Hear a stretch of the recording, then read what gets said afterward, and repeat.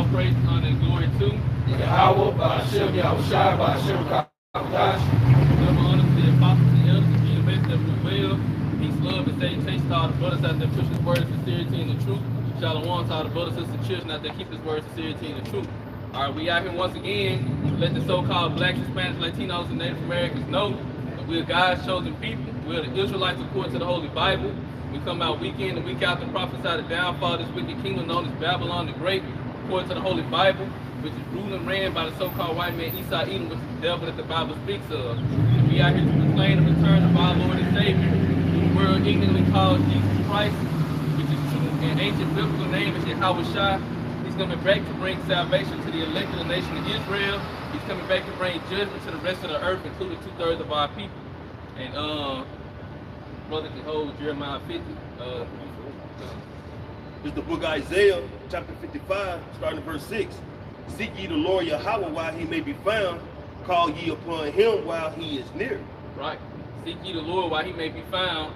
Call upon him while he is near. Because we're getting closer and closer to the totality of the end time prophecies. Because we're living in the end time prophecies. Everybody knows that we're living in the last days. You know, even Jake that's not in the truth, even Edomites that don't even believe, you know, they even would say that we living in the last days.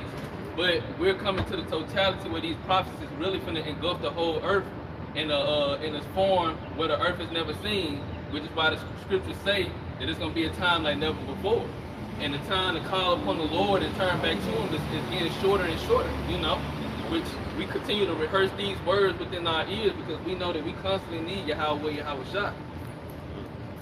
Let the wicked forsake his way, and the unrighteous man his thoughts, and let him return unto the Lord Yahweh, and he will have mercy upon him, and to our power he will abundantly pardon. Right, and to our power he will abundantly pardon, but this is only for the elect. And you have to be chosen to do this, because as we see, especially amongst all these other Israelite groups, you know, all these other Israelites that come up, it's a certain way that it has to be done. It's a certain way that the Lord ordained for us to return unto him and to come out and teach his word, you know?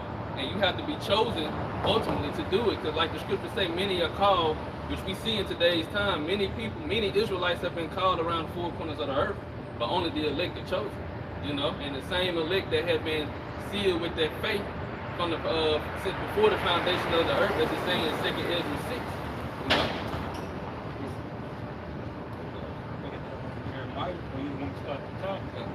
It's Jeremiah chapter 50, verse 1.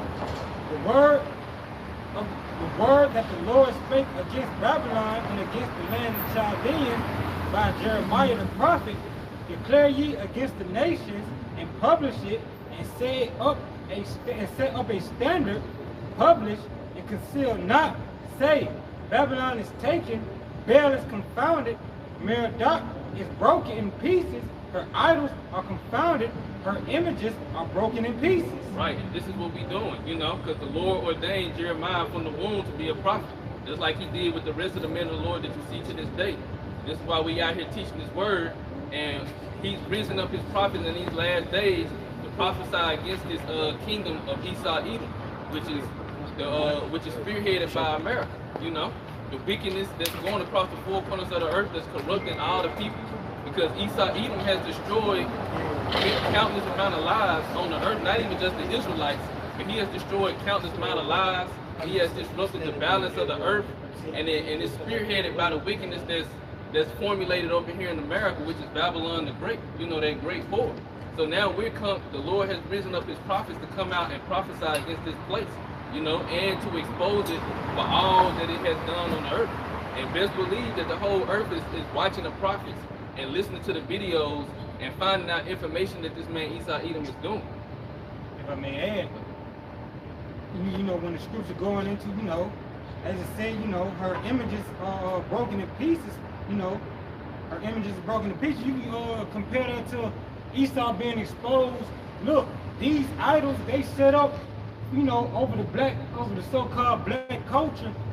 These idols are being broken to pieces. They see that Esau Edom is a liar. They see that this matriarchy is just crap is leading our people, you know, down in a downward spiral. You see, the Most High has made men to expose these things, and what? Now they broke it. People ain't found these things anymore. They know it's like it makes no sense. It makes no sense. Just look at the red pill community. These what is called MGTOW. Look at them. They exposing the matriarch. They exposing you know how just the woman's silly decision making. Not only that, the prophets exposing Esau Edom on everything as a whole, from its health, the way the food industry, the health industry, you know, the social media. The prophets are exposing this, and what's this causing? The image to be broken in pieces. This man infrastructures, his what he has set up is, you know, is crumbling before his eyes. Right, and like you said too, because all these different idols and all this different sorcery that Esau Edom has did to bewitch the earth, and especially the Israelites, we're seeing the end results of it, which is why we're coming out to expose it. You know, the Lord has put the spirit on his men to come out to expose it. And one of my coworkers had showed me a video earlier this week. It was about a rapper named Young and Ace, and the video was entitled, well, the name of the song is Step Harder, but it's Jake, and basically the whole video is Jake killing people. Like the whole video is like a movie, and it's Jake shooting people down while he rapping about the people that he's shooting down. You know, and that's a whole enchantment on Jake. And you go through the comments, people saying they listen to this just to get ready for school. They listen to this just to get ready for work. You know it's Jake. And then I looked at the how long the video, because I thought it was new, and it was 4 years ago. So that was 4 years ago that Jake was putting out that, you know, that stuff like that. And they, you know, it was all in connection to what happened to the rapper that happened, you know, in Florida that just got killed. And these are things that they're setting in their mind. The first thing they wake up to, they setting this in their mind. They having this in the forefront of their mind. So what? They gonna conform to that image. They gonna conform to that, what they call themselves a demon. So when they go to school, when they set themselves to go out to society, they on demon time, you know? And that's what, cause, you know, that's gonna cause all wickedness. As Scripture says, the love of many shall wax cold. I'm gonna jump back to verse 2. I'm back over the precept. And this is 2 Corinthians 10:4. For the weapons of our warfare are not carnal, but mighty through the Most High to the pulling down of strongholds. We can read that in NLT. Yeah, I got you. Back in 2 Corinthians 10:4 in the NLT, we use the Most High's mighty weapons, not worldly weapons, to knock down the strongholds of human reasoning and to destroy false arguments. It's a human reason. It's just a bag of what the brother was saying, because going back to that scripture in Jeremiah, it said Marduk is confounded. You know, and that was the patriarch deity in the ancient Babylonian Empire. I mean, the Neo-Babylonian Empire was Marduk. Okay, so the main idols that run this society, when you look at it, is the Queen of Heaven and Thug. You go to college, your alma mater. Yeah, all nurturing mother. Yeah, all nurturing mother. Yeah. So when you look at this society, like the brother was getting into, because the street niggas are idol. You know, you gotta think about it. Like Esau, he glorified that street nigga image. So what did they do? They causes millions to mimic that. You know, dress like them niggas, talk like them niggas. So the woman, she idolizes their image. So if she meet a nigga at the mall that dressed like a little baby, it's like she got her own personal idol. You know? And same thing with the men. They get a woman that act and move like a Cardi B. It's like they got their own little personal Cardi B. Their idol, man. You know? But it's being confounded because you can't make it make sense anymore. It was a time when, you know, hey, we idolize them things, man. But now you can't make this shit make sense. Like, you can't explain why the niggas killing each other. Okay? Like, you can't explain a woman trying to do everything by herself. Like, what sense does that make? You know? So that's these idols through this doctrine being confounded, man. Yeah, because when you think about the idol, you need the false arguments to push it. So to build the spirit, all of that shit is being broken down, man. Gotcha. And this Micah 1:7. And all the graven images thereof should be beaten to pieces. and all the hires thereof should be burned with the fire, and all the idols thereof while they desolate. Use graven image is what? Christianization. Christianity. Black culture. You know? You can't make it up. You can't make it up, man. And that's the grandfather of all that shit. The godfather. Hey, Tupac is the godfather of drill music, man. When we ride on our enemies, that shit came from him. Fox ain't going nowhere. Hey, well, guess what he said in one of his lyrics? Tell the Lord I'm eternal. I'll be goddamn. You got to y'all. Yep. So back in Micah 1:7, it says, and all the graven images thereof should be beaten to pieces. So now you see the dumb idols, now they being upgraded to, as the scriptures go into Revelation, how the image of the beast should speak. And part of that is their black culture. You know, so now it's speaking now through what? Artificial intelligence. You know, you got all this science and technology going on. You know, so right here it says That surgery. surgery. No. And going back to Diana Ephesus. Yep. You know, that idol had those exaggerated features. You know, the breasts and the hips. Yep. You know, Had like all them breasts around yeah. the So body. these women that's going to get these surgeries, they're conforming. They're literally conforming themselves to the image of an idol. You know. So, and all the graven images thereof should be beaten to pieces, and all the hires thereof should be burnt with the fire, and all the idols thereof while laid desolate. And hey, and it starts with spiritual warfare. It starts with spiritual warfare, and then it's going to become more physical. You know? And it says, for she gathered it of the hire of a harlot, and they shall return to the hire of a harlot.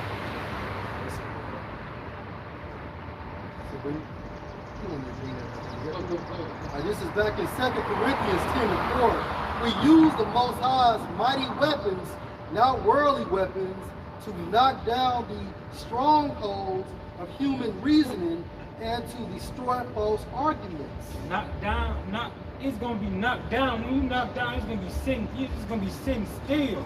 Now the brother brought out this rapper called Young and Ace called Step Harder. That coach do not need to step harder. The Most High is gonna make y'all sit down. What scripture says, he gonna bring pride low. That's what's gonna happen. That's what's gonna happen. You're aware they're gonna have to sit and eat it. A great humbling is about to come. You know? What they're gonna do is make the Lord step forward. You know? What Jake don't realize is, you see these rappers, they come out of nowhere, they start making music. They, you know, just speaking on them, they come out of nowhere, start making music, get a little notoriety, and then they did. It's the same cycle. You know, it's just the same cycle, different generation. It's just getting worse and worse. And Jake still don't get the picture. You know, you still don't get it. But through this word, like the brother had mentioned, they can't make it make sense. You know, because what you were born in this life to live, not to die. But that's how Jake pushes. Ultimately, back home is death. And it's over. Speaking of adultery and speaking of these rappers, that rapper Sexy Red came out with a new song. Well, it's a remix of an old song called No Panties in the Club, and just a whole bunch of women and her naked, just with no, you know, undergarments on, just slapping on the cameras, and the women under the comment board like, this is disgusting. They showing our children how to do this. And as you said, a harlot. The Most High say your wives will be harlots in the street. And if the Most High don't do away with this place is just gonna keep getting more defiled, more. It's just gonna degenerate, you know. And if it's so disgusting, boycott their music. Stop buying their streams. Stop going to the concert. If you're that fucking disgusted with this mindset, then stop supporting them.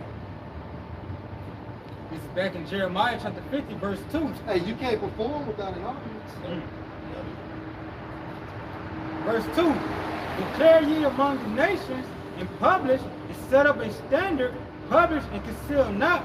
Say, Babylon is taken, Baal is confounded, Merodach is broken in pieces, her idols are confounded, her images are broken in pieces.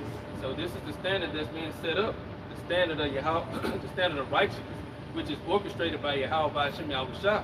And that's why you see the men of the Lord all around the four corners of the earth, implementing this, you know, first and foremost in their lives, and then we pushing it to our people to do the same thing, because ultimately this is the kingdom of heaven rising. You know, the kingdom of heaven rises within the kingdom, and just like the scriptures say, Esau, Edom is the end of the world, and Jacob is the beginning of it that follows. We're literally seeing the end of Esau, Edom's kingdom, and the beginning of it that's following. Like, we're literally living that prophecy out. You know, and when it comes to that totality, it's where that totality of it's gonna come when Yahweh shall return. You know, and this place is fully decimated. But we're establishing that standard right now, because this is how the earth. We're literally telling you how the earth is going to be ran once this man is out of power. How you can see it's falling through the spirit, that sin of immorality. Mm-hmm. I forgot what a preacher that was back in the early 90s. He was an Edomite dude. And he was going into, like, whenever you see the sin of immorality be like just propagated like that throughout the world, that's how you know a society is about to fall. From ancient Greece, ancient Rome, even going back to ancient Egypt. You know, he mentioned that as well. So America just revitalized, you know, Rome all over again. So it's following those same footsteps. Even our kingdom. Yeah. That's how we feel. Hey, I got the definition in Google for standard. Because you mentioned how, you know what I'm saying, about the standard. It's a level of quality or attainment. And then when you go to quality, it says the standard of something as measured against other things of a similar kind, the degree of excellence of something. Right. So it's at a measure, a level of quality. You know. So basically, when we look at all the different ways to live on this earth, all the different philosophies and doctrines, and we compare it to the ways that Yahweh Shai gave us, and we see the results of it, we actually see life come about from what we do, and we actually see in some way, shape, form, or fashion, everything else that, you know, every other aspect of life is death. Because we got Israelites in every aspect of every philosophy, every other culture, and we see that they don't have the same results that we're having under the guidance of Yahweh Shai. Because, you know, a standard, you know what I'm saying, of excellency means it's going to be something of that good quality, man. And the scriptures goes into how the mutant should be brought low. That's because the mutant has no quality in it. Okay? Your daughters, like the brother Halak right out said, how your mothers and daughters shall be harlots in the streets, roughly paraphrase. That's because these women don't have no quality no more, man. You know what I'm saying? Everything has been put in a distasteful Low vibration. Comes throughout the spoon.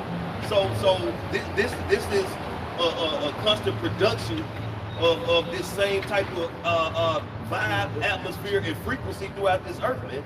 That's why Yahweh Shai has to come back, man, because that standard has to be lifted. And Yahweh Shai is the one who's going to lift that standard, man, where there's going to be quality, there's going to be excellences, man. There's going to be, you know what I'm saying, morals, integrity. The kingdom of heaven is going to be set up in righteousness, man. And it's going to flourish for eternity, man, under Yahweh Shai's rule. Hey, bro, you made a strong point. You said how the daughters of music shall be brought low. When you think about that low, in Hebrew, it talks about the reduction in numbers. These niggas dying. Yeah. Because this music of death, man. It has like no it's not life motivating. It's not positive. You know what I'm saying? It's not encouraging. It's not Yahweh Ba'Shem Yahweh Shai. You know? It promotes sin culture. That's it. What the scripture say about the wages of sin? It's brings forth death, man. You know? So that's why we bring it out low. And real quickly, y'all, this Galatians 6:16 in the NLT. It said, may the Most High's peace and mercy be upon all who live by this principle. They are the new people of Yahweh Ba'Shem Yahweh Shai. The ones that walk in according to the rule or that standard, going to the effect, the ones that's having that mindset of Yahweh Shai. And right now, Lord willing to acquire that great number, we're being conforming to the image of Yahweh Shai. Going through that straight gate. While everybody else going through that narrow gate, well, not the narrow, but that wide gate, you know what I'm saying? They live in that do not will vibration, that mentality, that behavior, the mindset. I got the definition for Salaki. I got the definition for principle. This is principle in the Google.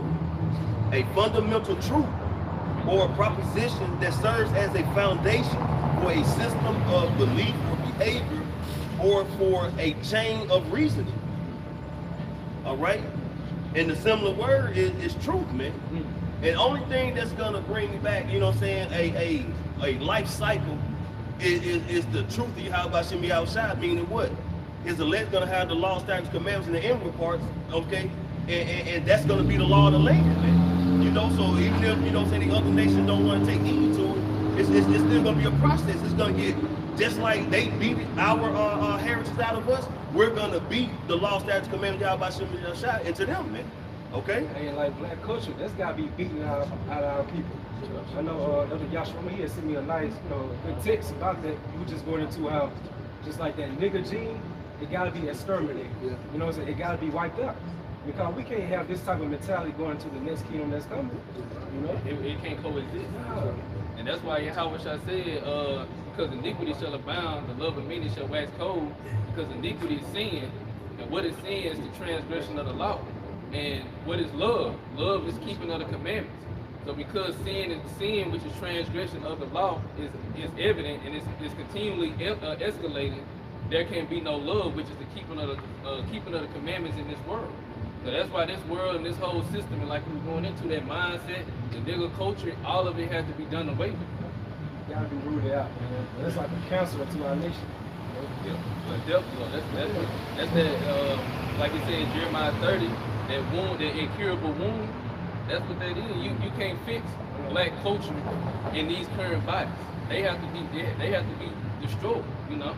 People, our people in that mindset, they have to be completely wiped off the earth. Then you got our people putting that negative connotation on there of black, which goes to like void of light, intended to do harm, to be wicked or evil. So you put in that vibration upon yourself. Call yourself black, then you add the word culture, you know, to cultivate or develop. So you develop into wickedness, evil, doing malicious things, you know? And it's a power in the tongue, too. Like we're going into power in the tongue. Our names went from all these colored African American to it became black people, and that black with the negative connotation eventually took hold of our people. And Esau is the root of it all, man. So you gotta I was just gonna say, going into a deeper sense, Yahweh or Yahweh Shah can't come and dwell here on earth because of sin. You know, he can't be in his presence. So he has to purge and clean his earth first in order for them to come back. And that's the ultimate thing for him coming back here for us to serve him.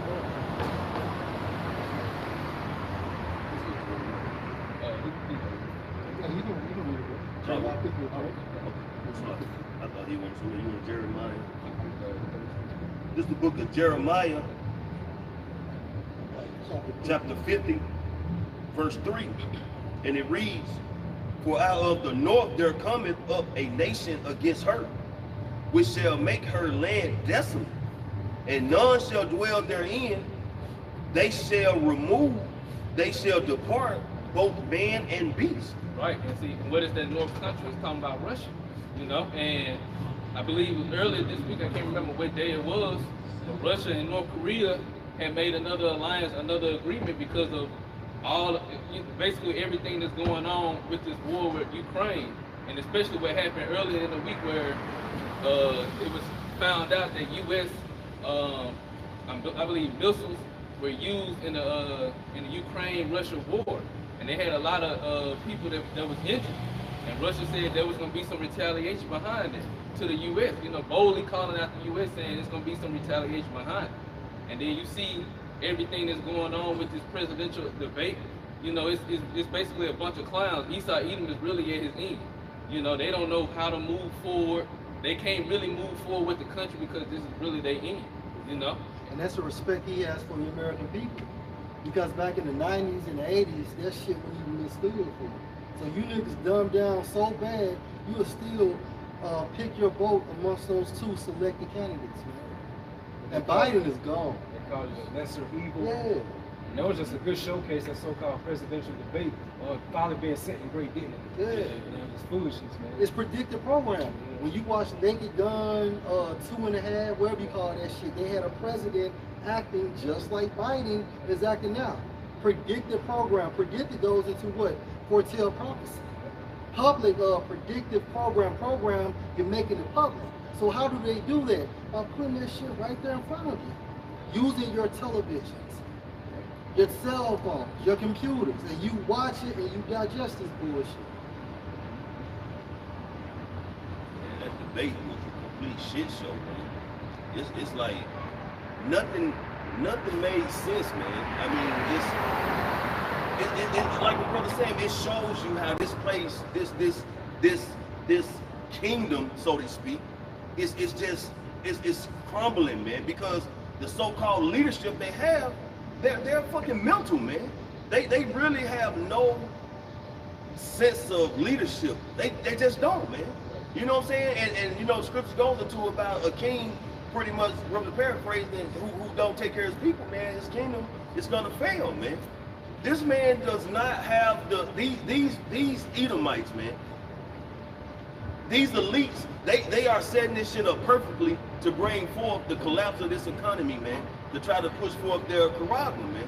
Because the people are gonna be in the uproar. You're gonna have the people mad regarding Trump, mad because of Biden, mad because of layoffs, mad because they can't pay bills. You know what I'm saying? You know what I'm saying? It's gonna be building up that civil unrest. You know, and if whoever these idiots are voting for, if the one that don't get into the office they want, it's gonna cause friction, man. And it's gonna get bad out here, man. But this is all prophecy coming to pass, man. You know, the people are coming up against each other. You know what I'm saying? But this is what we want. This is what we're praying for. This is what we're looking forward to, man. Because when these things happen, it all proves that the Lord's words are faithful and true, as it is written. Just like the other nation said, this when we fail, this is the day that they look for. This is the time that, like the brother said, this is the time we were looking for. Because even with that presidential debate, it was basically Esau exposing what the other Edomite done during their time of, you know, presidency.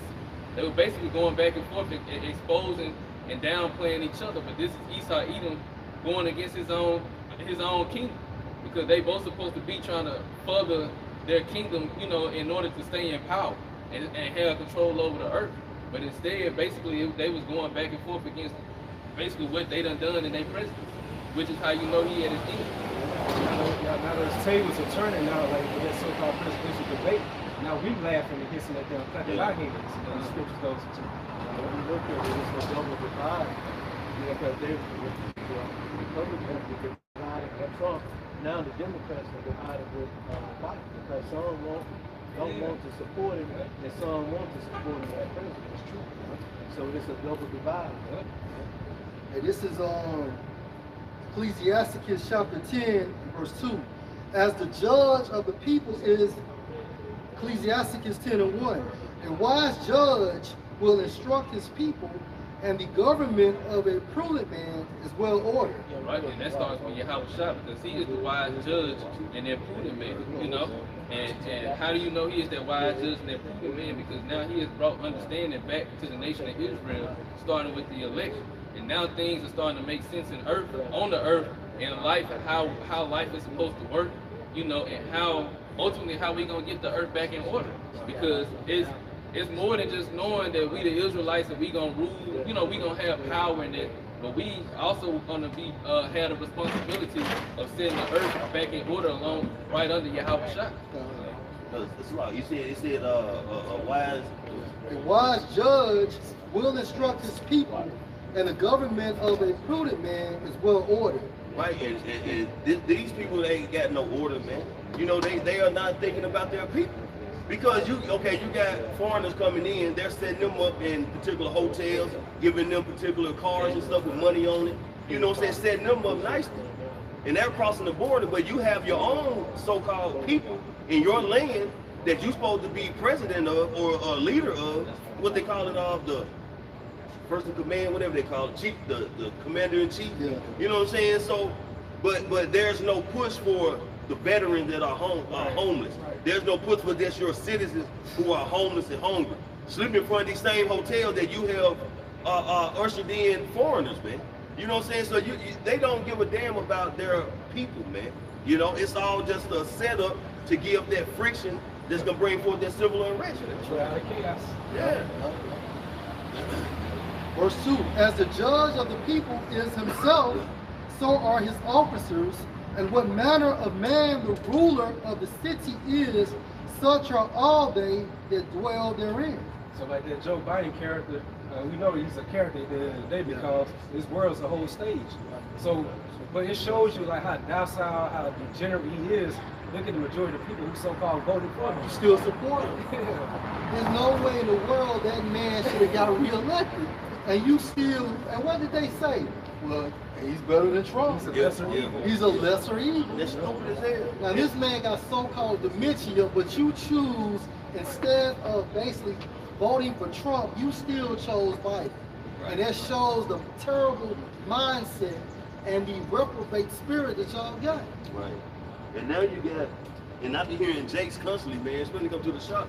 Now they want Trump back in office because they so stupid, man. They talking about stimulus checks and how Trump had the gas price low. I mean, like, man, what is wrong with y'all, man? Yeah, women calling him T-Daddy. They through, man. It's just like, y'all deserve some milkers, man. But all Jake, the same thing, the same reason you said, the same reason Jake gives now. The same ones, like you said, voted for Biden, they said the same reason why they on Trump's side. Verse 14, verse 3, an unwise king destroys his people, but through the prudence of them which are in authority, the city shall be inhabited. Right, and that unwise king is Esau Edom. He is destroying the whole earth. The whole earth was given to him for a set amount of time to rule it as he see fit. And like I said earlier, he has devastated the balance of the whole earth, and he has destroyed countless amount of lives, more than we can even ever think about, even outside of the nation of Israel. And this is why this man's punishment is going to be so severe. And we only just talking about this kingdom that he got now, not to mention the past kingdoms, you know, and past actions he done. But this is why his punishment is going to be so severe. But like I said, This is Ecclesiastes 10:3. An unwise king destroys his people, but through the prudence of them which are in authority, the city shall be inhabited. Right, but through the prudence of them which are in authority, which is starting with the Olympics now, judgment has been given back to the saints, as it says in Daniel chapter 7. So now the saints, the elect, are the ones who's judging the earth through the prophecies, through the scriptures. You know, so through the prudence of them, through the elect, started with Yahweh Shah, the earth is going to be ruled in righteousness, and the balance of the earth is going to be restored far beyond what it was in the very beginning. And that's when Daniel the 7th chapter with the brother's quote will actually come to fruition, when we're actually back on top. Because Yahweh Shah has to basically do what? He has to take this man down. So like the brother said, we're judging him from a spiritual sense, but guess what? These accusations, they have made it to the spiritual realm. Hey, and it shows you the importance, you know what I'm saying, of having a power, man. You know, because Yahweh Bashim Yahushua is the power of Israel, right? And Esau was given, you know what I'm saying, Job 9:24, you know, the earth was given to the hand of the wicked. But not having no ruler or spiritual power like Yahweh Bashim Yahushua shows you that it's just a wild ruling, man. That's why this place is in the condition it is, man. No law, statutes, commandments, you know what I'm saying? Draconian measures, laws, do as that will spirits, you know what I'm saying? It's an untamed beast rulership, man. You know what I'm saying? That's why this place can't make it. But cause, like I say, he was given the same blessing as Jacob. But Jacob, being Yasha'Allah, prince of the power, you know what I'm saying, an Israelite of the people, you know what I'm saying, Yahweh Shem Yahushua, still is going to be ruled by Yahweh Shah, man. So there's going to be discipline, law, statutes, commandments. That's why our rulership is going to flourish, man, because we have a power that's going to rule the earth in righteousness. This is an untamed child, a spoiled child who had just been left at home alone, like that, what's that nigga named Macaulay Culkin? Yeah, just disrupting and tearing up shit, man, being chaotic. This system is going to fail, meaning this beast system trying to bring forth the Quran. But at the same time, this man has done a magnificent job of destroying people, man. And it said an unwise king destroyed his people. He fucked over them. The rest of y'all Edomites. These elites, oh man, they fucked over y'all, man.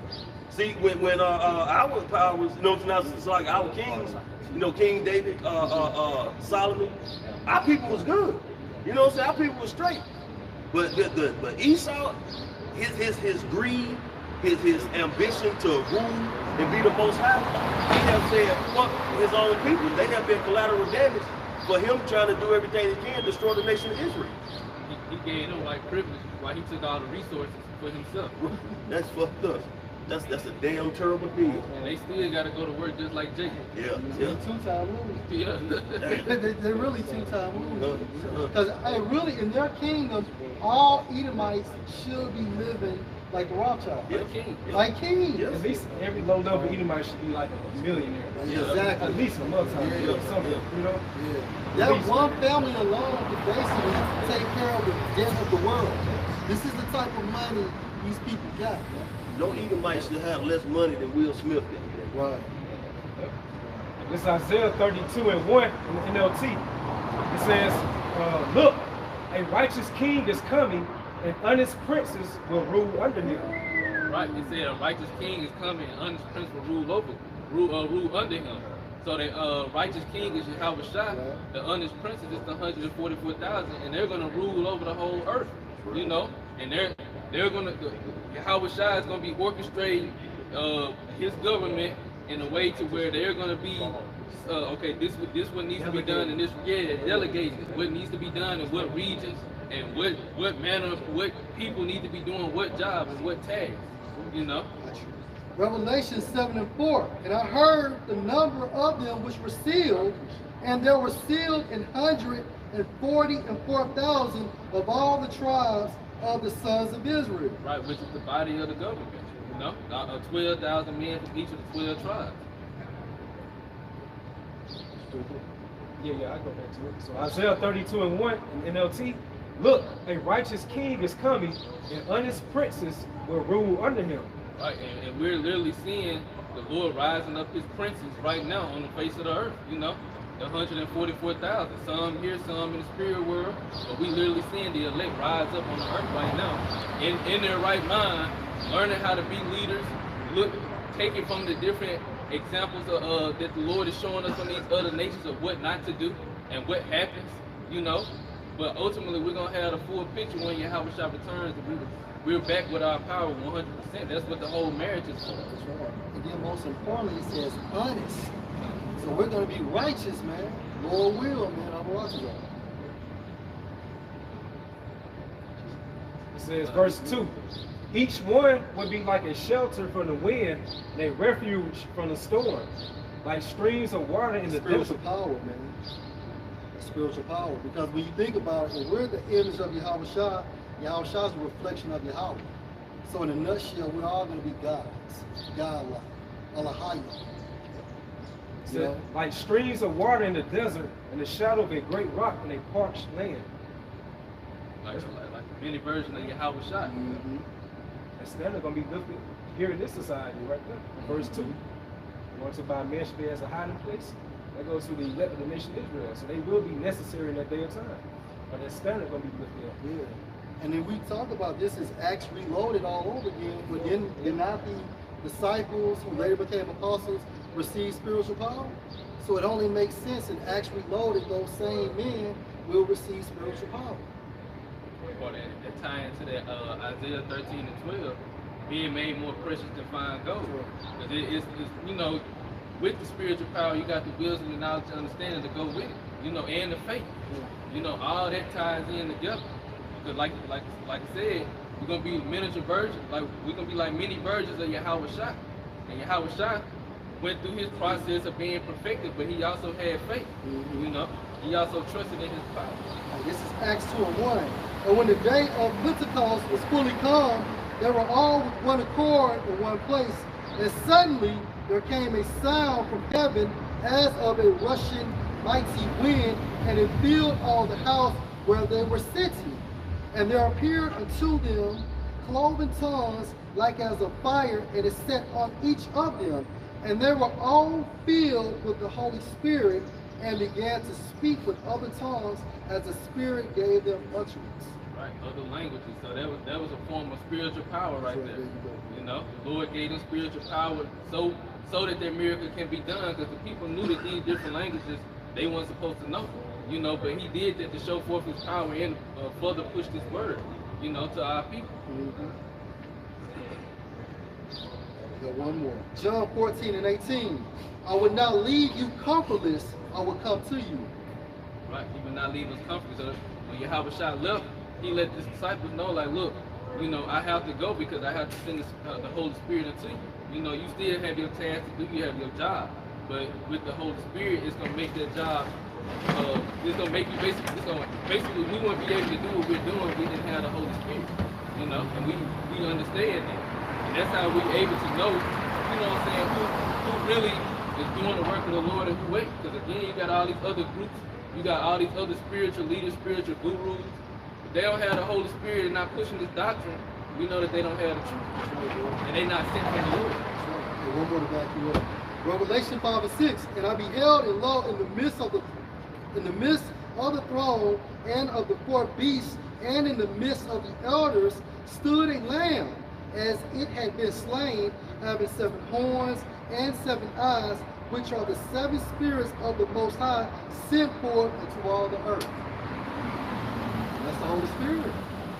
Because we think about the horns, which is what's symbolic for power, eyes, symbolic for understanding, and after a lot of time, the prophets received that Holy Spirit from Yahweh through Yahweh Shah, administered by the angels, man.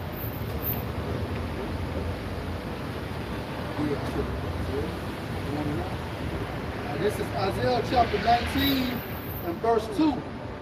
And it reads, and I will set the Egyptians against the Egyptians, and they shall fight every one against his brother, and every one against his neighbor, city against city, and kingdom against kingdom. Right, so going back to that Jeremiah 50, where it said the Lord, Bible shot, can you get that again? Jeremiah 50. Back in Isaiah 19 and 2, and I will set the Egyptians against the Egyptians, and they shall fight every one against his brother, and every one against his neighbor, city against city, and kingdom against kingdom. Right, city against city and kingdom against kingdom. And we seeing that right now, even going back to that presidential debate, we're seeing these Edomites fighting against each other, because like the brother had mentioned, you got Edomites people in general, but especially these Edomites that was for Trump. You had some for Biden, and now they're divided on their decision on who they really want to be in the head of their country, which they don't really have an understanding of what's going on anyway.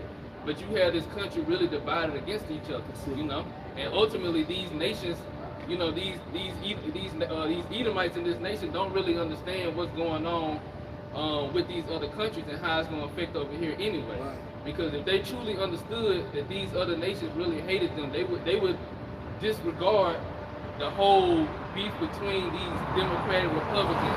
They'll try to stand together so that they can make sure that their nation don't get destroyed. Yeah. They really don't have no understanding about what's going on. This is how we know this is the work of the Lord, turning the whole nation against each other. Because that's what Esau did to us. Yeah. He did the northern kingdom against the southern kingdom. And then he did the light skin against the dark skin. He did Jake against Jake. You got curly hair against nappy hair. Right, come. All these different aspects against the Israelites, but now we see the Lord doing it against these Edomites, and they have no clue how what the Lord is really doing is going to destroy them and have us to come up. Just how what they did to us was destroying us and divide and conquer so that they can come up. And if I can add, you can even add Putin into their equation, because at the end of the day, he's a so-called what? White person, right? A white man, but we know he's an Edomite, which can be likened to what? An Egyptian. Kingdom against kingdom. What kingdom? America going against Russia as well, man. Right. Bible tell you get that Jeremiah 50 and 3. This is the book of Jeremiah, chapter 50, verse 3. For out of the north there cometh up a nation against her, which shall make her land desolate, and none shall dwell therein. They shall remove, they shall depart, both man and beast. Right, so it's going into those thermonuclear missiles, cleansing this place of all the life that's going to be over here. America is going to be turned into the lake of fire. It's going to be completely wiped out. And Russia and these other countries that's allied with Russia, even all these smaller countries is going to take part in destroying this place and making sure they come to pass. And like the brother said, with these Egyptians against Egyptians, even Putin and those Edomites in that region is going to be responsible for destroying us. But then again, Yahweh Shah is going to destroy them as well, because no other power structure or no other system is going to be on the face of the earth besides the power and the structure and the government of Yahweh. Isaiah 9 and 5, for every battle of the warrior is with confused noise, and garments rolled in blood, but this shall be with burning and fuel of fire. Right, this one shall be with burning and fuel of fire. Revelation 3, the third woe is coming. The first and second woe is already passed, and behold, the third one coming quickly. And that third woe is going to be different from all the rest of them. And that's how it's going to be different through those thermonuclear missiles. And we literally see all these countries talking about testing missiles. They got the missiles. They got all these missiles that can reach over here to America in 30 minutes or 15 minutes. You don't think that these countries really going to use it? Or you don't think it's ever going to escalate? And I believe Trump even said on the debate last night that we're close to World War III. He said it in some way. I can't remember exactly how he worded it. But he mentioned that we're literally close to World War III. So we're literally close to all these events unfolding. Because we're living in these prophecies again. We're just waiting for the totality of them to really engulf the earth. Revelation 11:14. The second woe is past, and behold, the third woe comes quickly. Right, so the Second World War has already passed, and now the third one is out. We're already in it. You know, it's just escalating, and it's going to continue to escalate until the point of where those thermonuclear missiles hit the earth. Yeah. You know, Cold War. We're in the midst of a Cold War. But guess what? Eventually, the Most High is going to continue to turn the temperature of that stone wood, and it's going to become hot. You still holding that Jeremiah, bro? Like in Jeremiah chapter 50, verse 3, for out of the north there cometh a nation against her, which shall make her land desolate, and none shall dwell therein.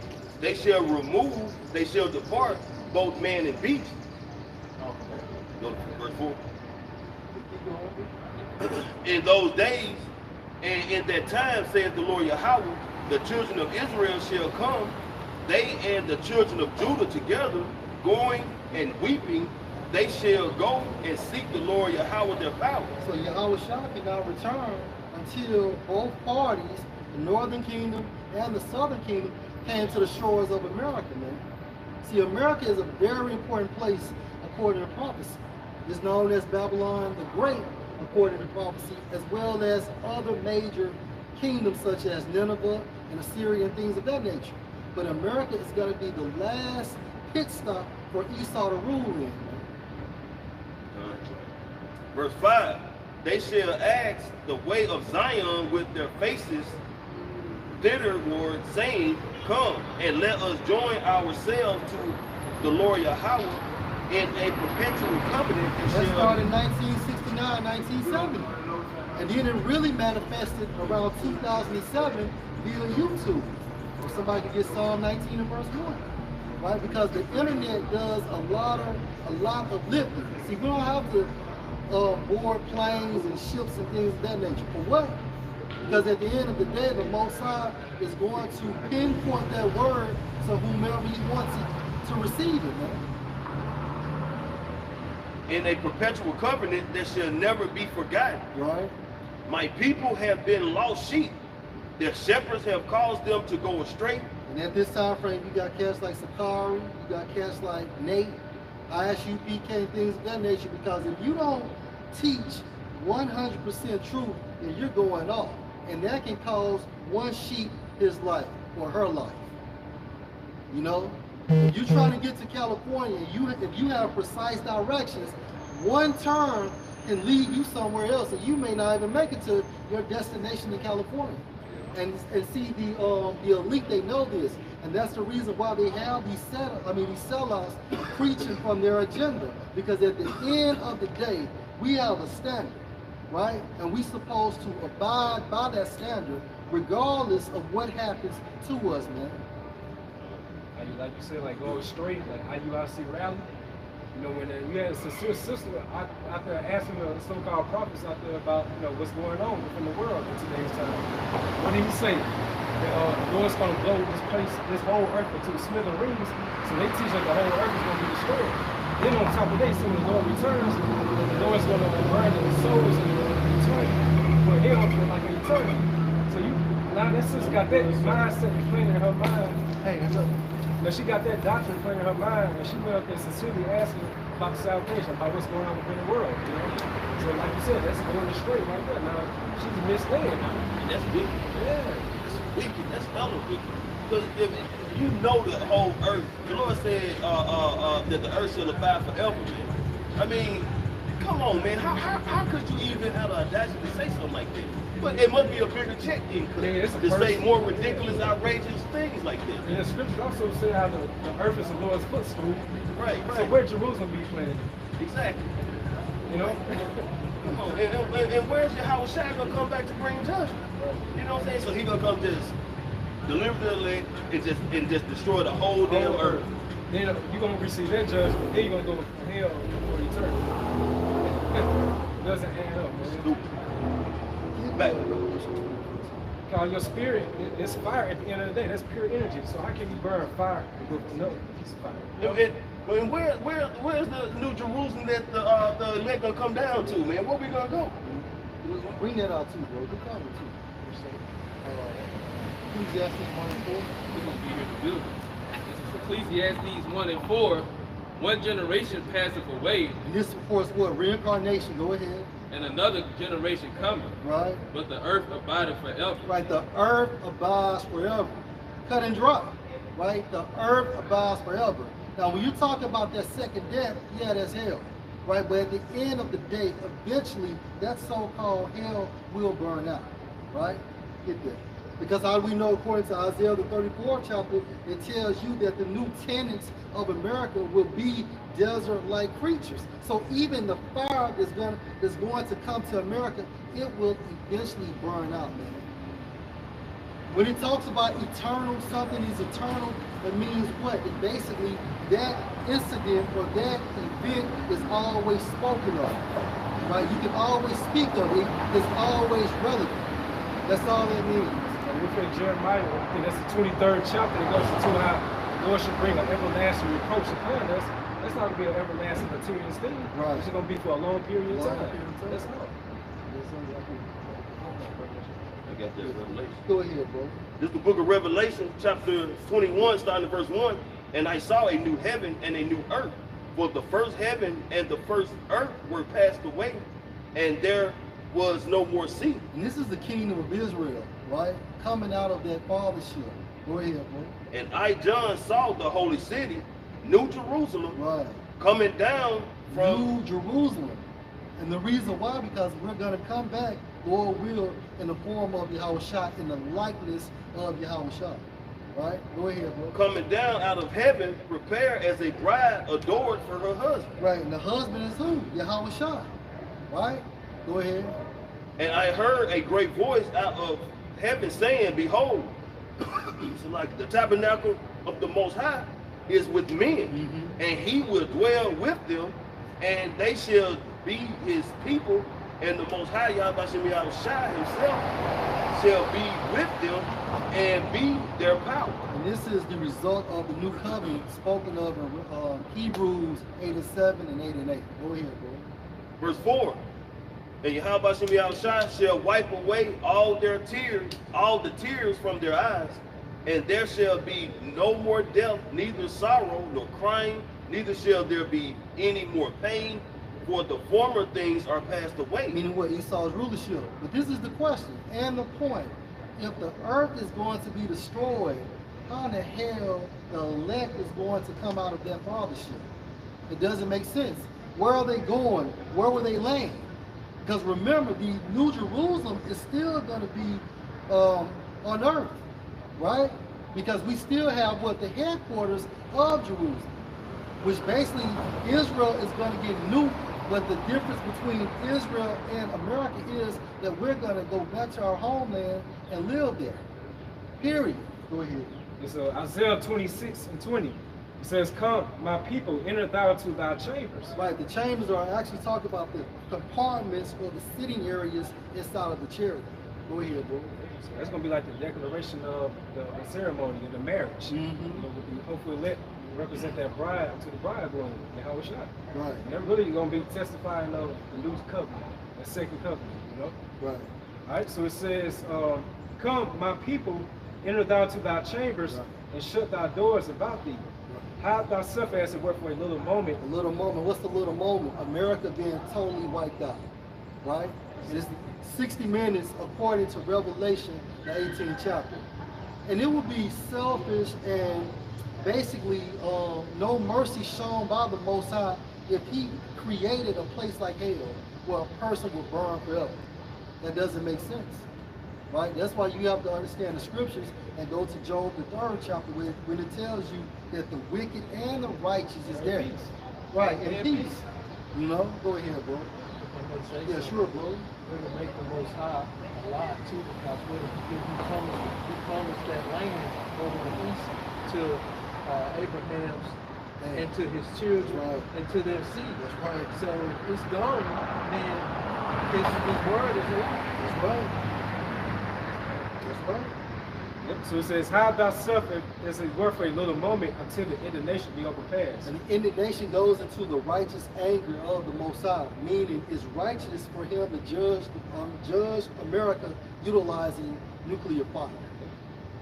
For behold, the Lord Yahweh by Hashem Yahushua coming out of his place to punish the inhabitants of the earth. And how is the Most High coming out of this place? He's sending his right hand from the spiritual realm directly into the earthly realm.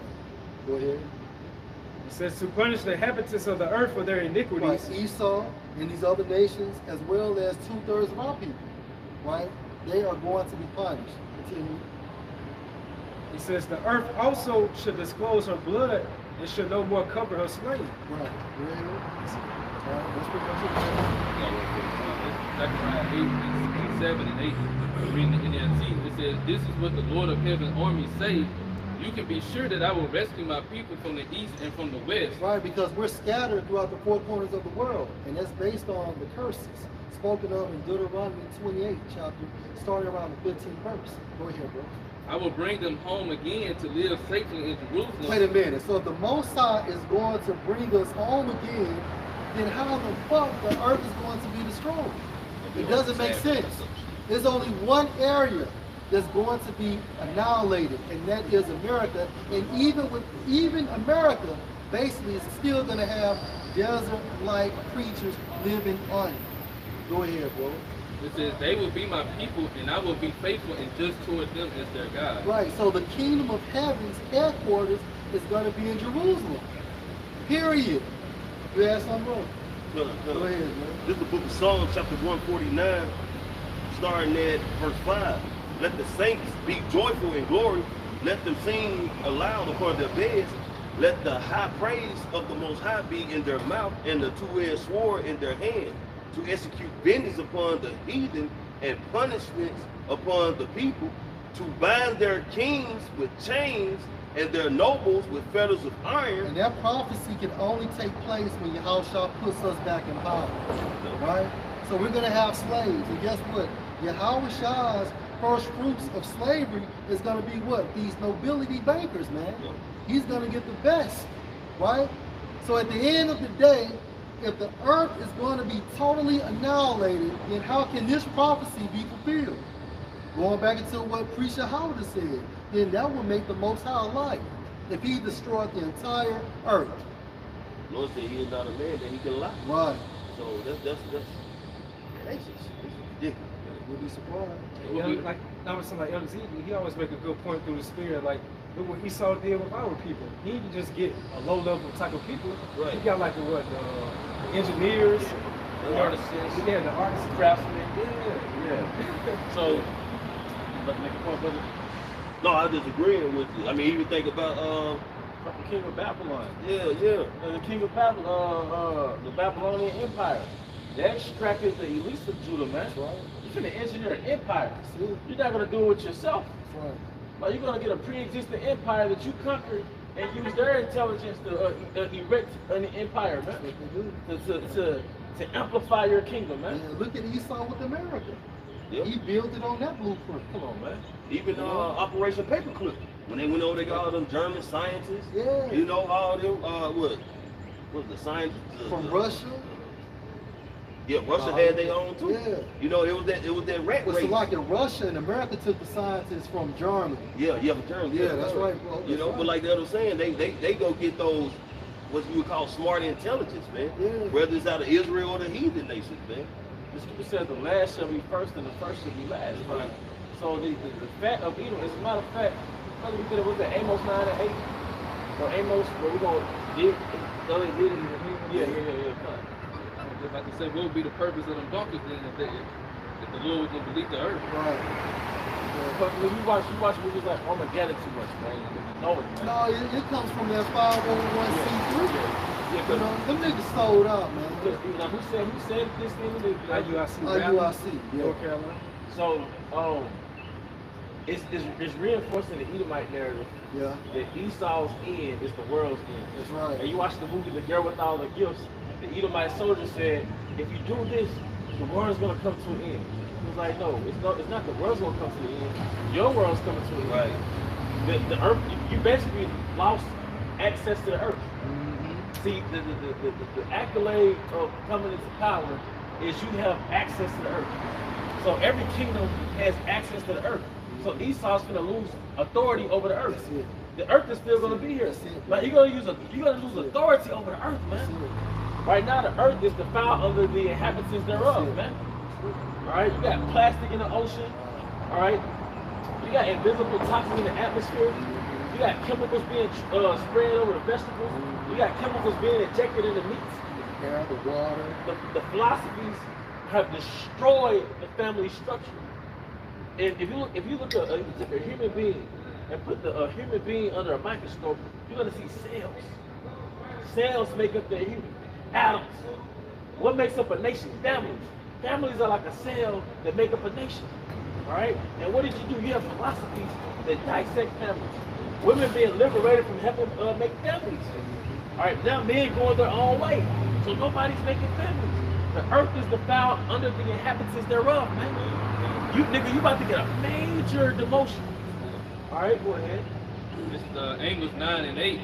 Behold, the eyes of the Lord are upon the sinful kingdom, and I will destroy it from the face of the earth, from off the face of the earth.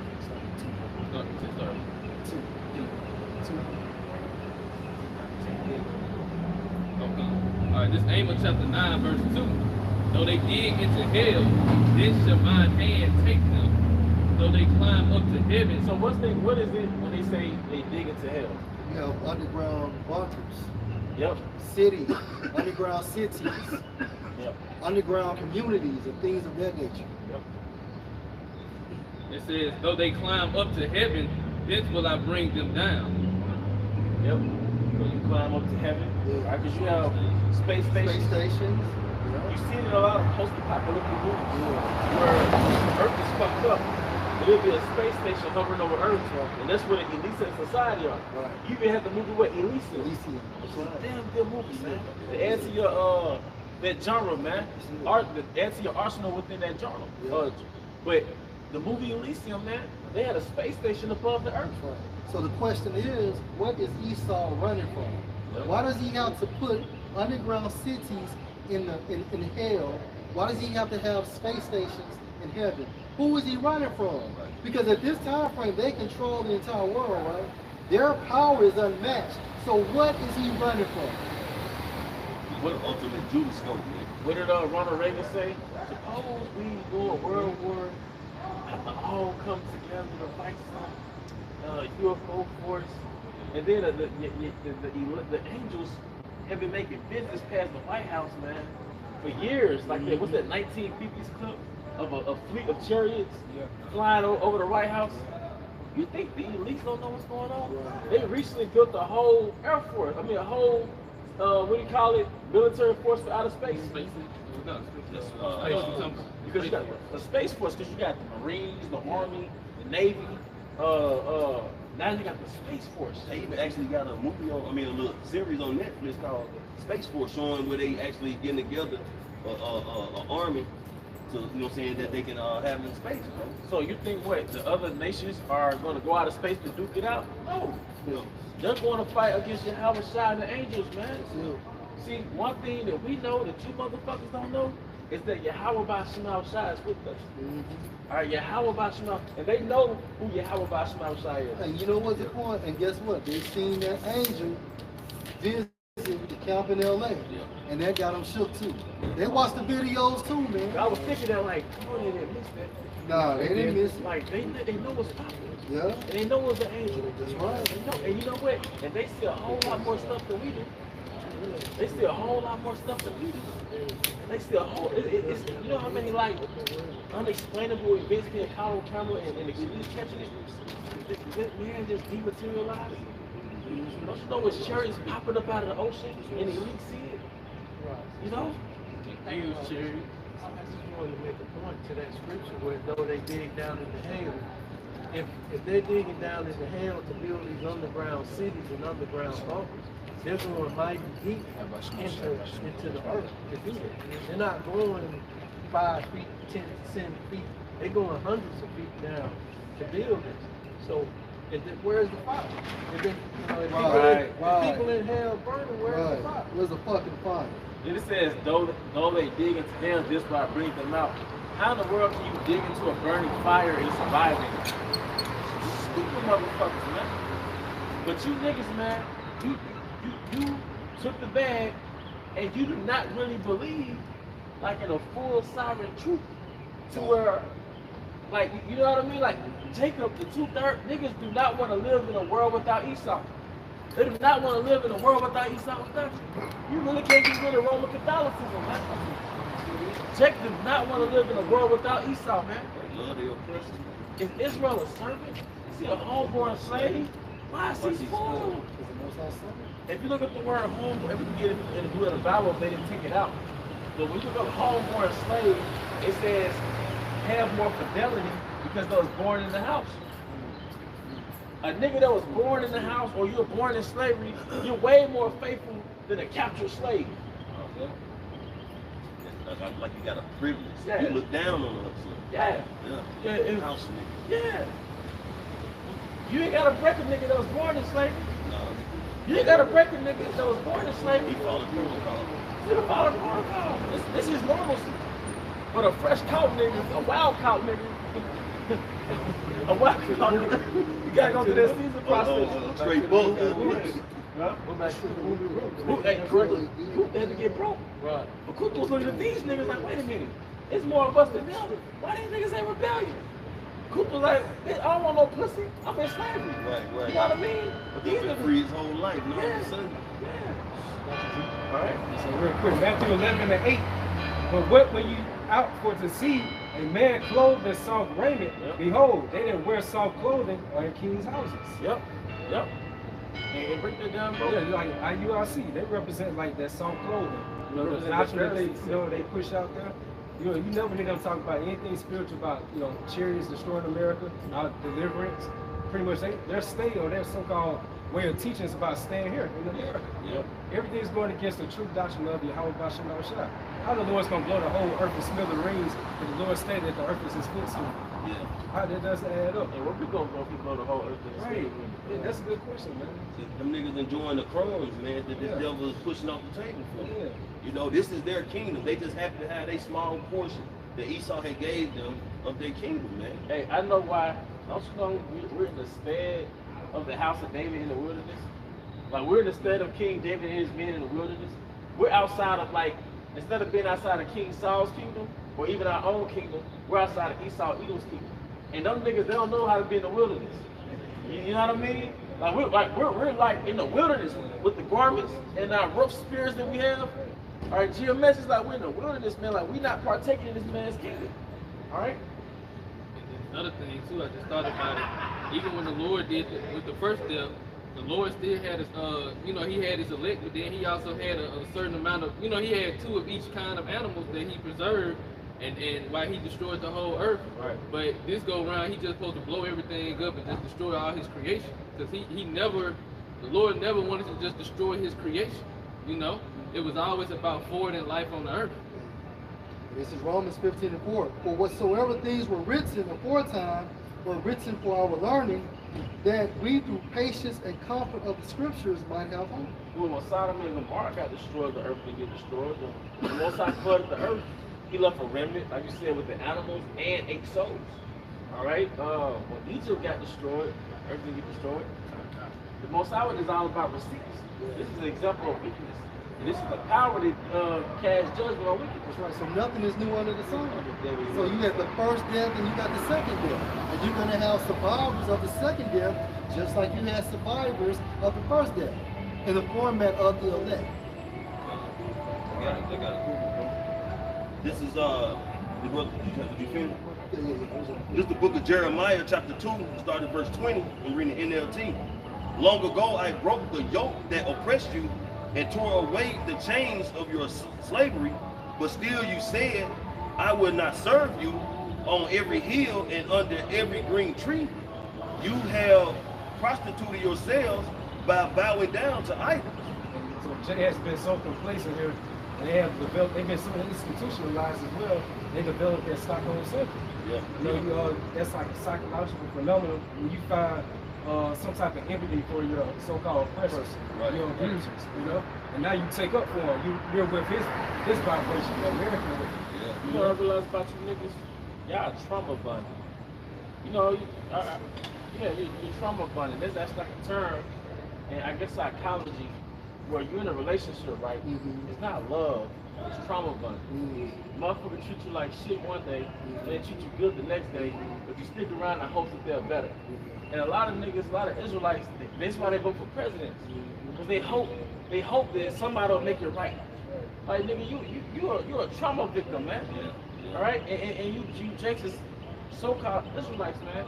You take the bad because you believe there's still hope in this kingdom. That's right. You don't really want this place to go, man. That's what it is. You don't really want this place to go because it's lit on a plantation. You get a fruit crumb. What does this people say? A gift destroy the heart. You know. It says, what does trauma bonding mean? It says trauma bonding is when a deep attachment develops from a cycle of physical and or emotional abuse or trauma. Let's start with slavery. Yeah.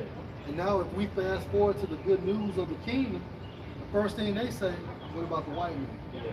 That's trauma bonding. Yep. You read it again because we won't get okay. It says trauma bonding is when a deep attachment develops from a cycle of physical and or emotional abuse or trauma followed by positive reinforcement.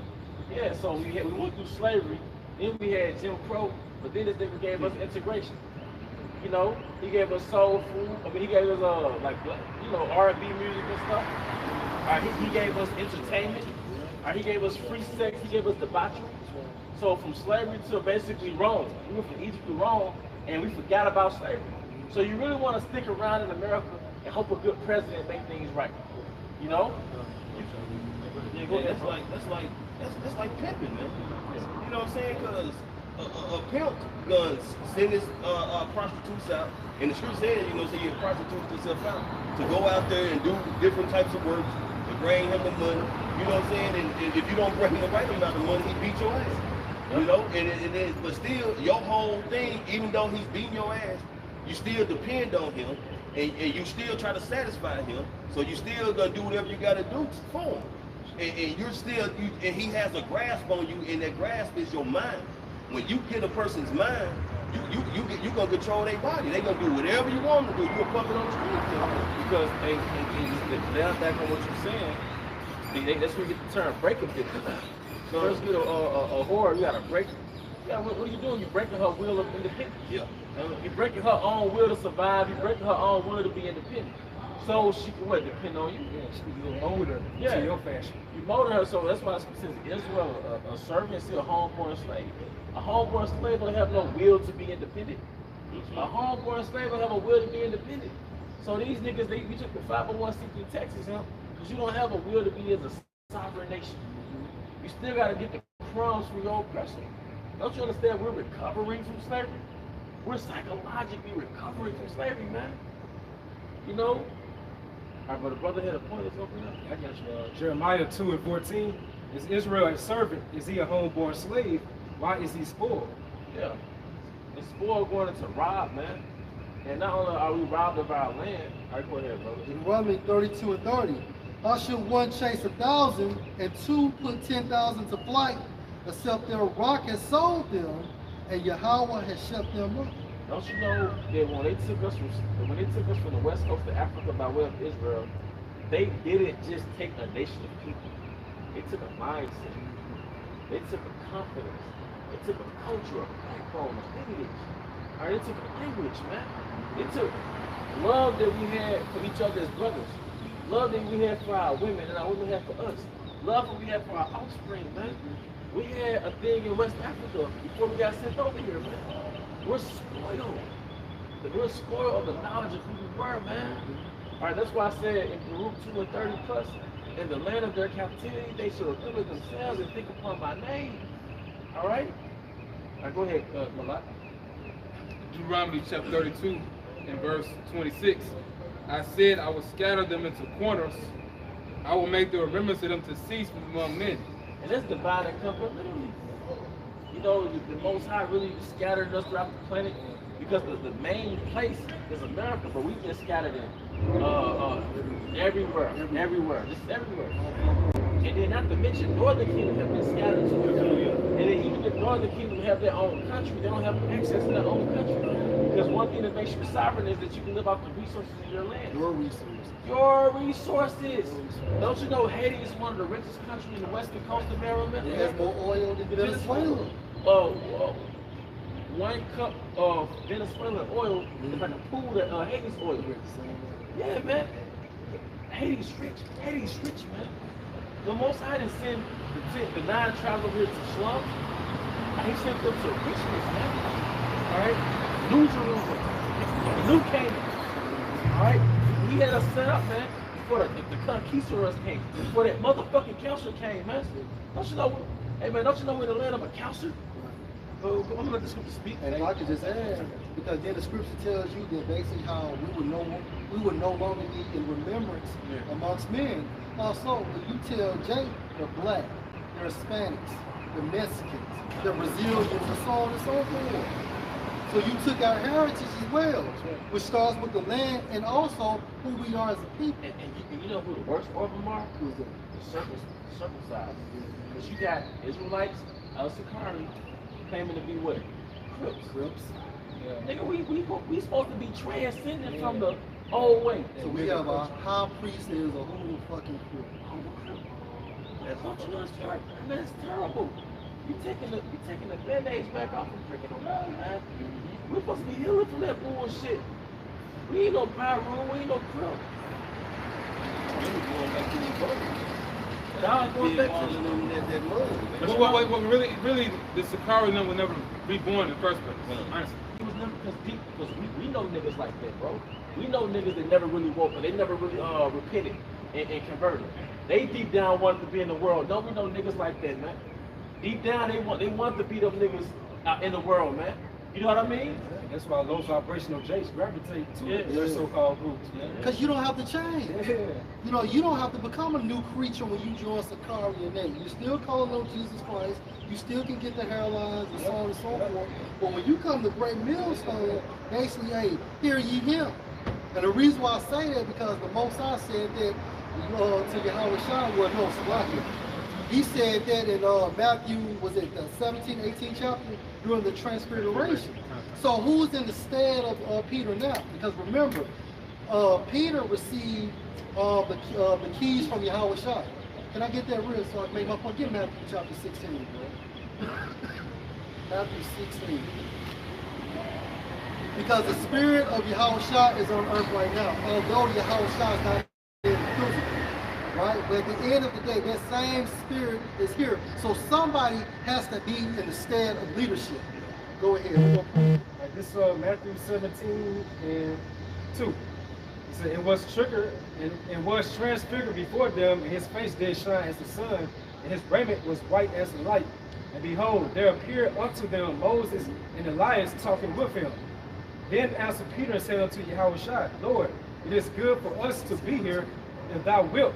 Let us make here 3 tabernacles, one for thee, and one for Moses, and one for Elias. While he yet spake, behold, a bright cloud overshadowed them, and behold, a voice out of the cloud, which said, This is my beloved son. And the reason why you have cherished sightings at these camps, because that's a good thing. That's a good omen, man. The reason why that angel came to that camp in LA, because that was a good tiding right there. That's good news. right? Because at the end of the day, Yahushua has to be exclusive with one camp, right? And that camp is Great Millstone. Right. Now, we're not saying everybody in Great Millstone is going to be saved, because we know it's some niggas in this. We know it's some niggas in the sanctuary too. But best believe they will be eradicated. And we're not saying that only Great Millstone have the truth. Like, you know, we got other men preaching. Philly camps are Great But Millstone. there's a house, the Most High Philly, which is Great Millstone. That's it. That's the only camp you think about it today. It's not represent the house of David. Right. You know. Yeah, but like Yahushua stated, when the disciples see somebody casting this demon out using the name, hey, those same prophets was in the spirit of Yahushua. So you're gonna have affiliate camps and even camps that follow the same doctrine of Great Millstone that's gonna be saved, although they don't have the banner of Great Millstone. We know it's so spiritual because even what you said about affiliate camps, like I think the Brothers Saints in Jersey, Yeah. they saw some charities probably like a month or two ago. Right, because it's really one camp. It's really the body of Yahushua. Because they're in the same spirit as us. That's it. Yep. So it said, "This is my beloved son, in whom I am well pleased. Hear ye him." Right, hear you him. So where's Yahushua right now? Hey, his spirit is within the camp of Great Millstone as well as the affiliate camps. Right? I get that. Matthew chapter 16, verse 15. He said unto them, "But whom say ye that I am?" And Simon Peter answered and said, "Thou art Hamashiach," which means the anointed, the Son of the living power. And Yahushua answered and said unto him, "Blessed art thou, Simon Bar-Jonah, for flesh and blood have not revealed it unto you, but my Father which is in heaven." That's what he wanted.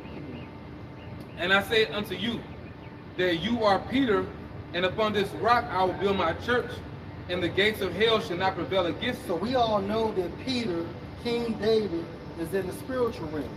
Because via the spirit, we believe that King Masha is Peter and David, right? So we know this. Go ahead, bro. "And I will give unto you the keys of the kingdom of heaven." Now the keys of the kingdom of heaven, meaning what? Authority, right? Dominion, leadership. Go ahead. "And whatsoever you shall bind on earth shall be bound in heaven, and whatsoever you shall loose on earth shall be loosed in heaven." Meaning what? Any spiritual decisions that are made by Peter is honored where? In the heavens. Any spiritual decisions. So right now, if Peter is basically in the spiritual realm, somebody has to be in his stead, and that's Apostle Tahar. So whatever he says on earth is bound in heaven or is unbound in heaven because he comes in the same spirit of the Yahweh. Right? Get that back in 18 and 20. This is Matthew chapter 18, verse 20.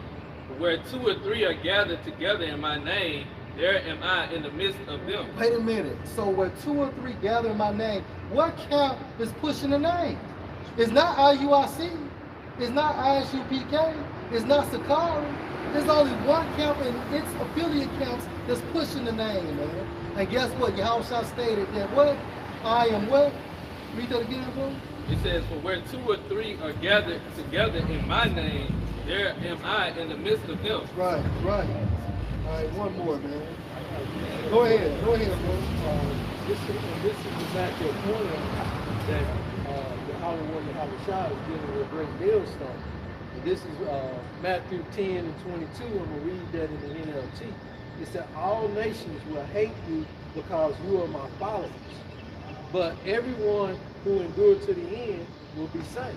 Keep it. We'll break that down, bro. And so, who is the most hated group out there? Great Millstone.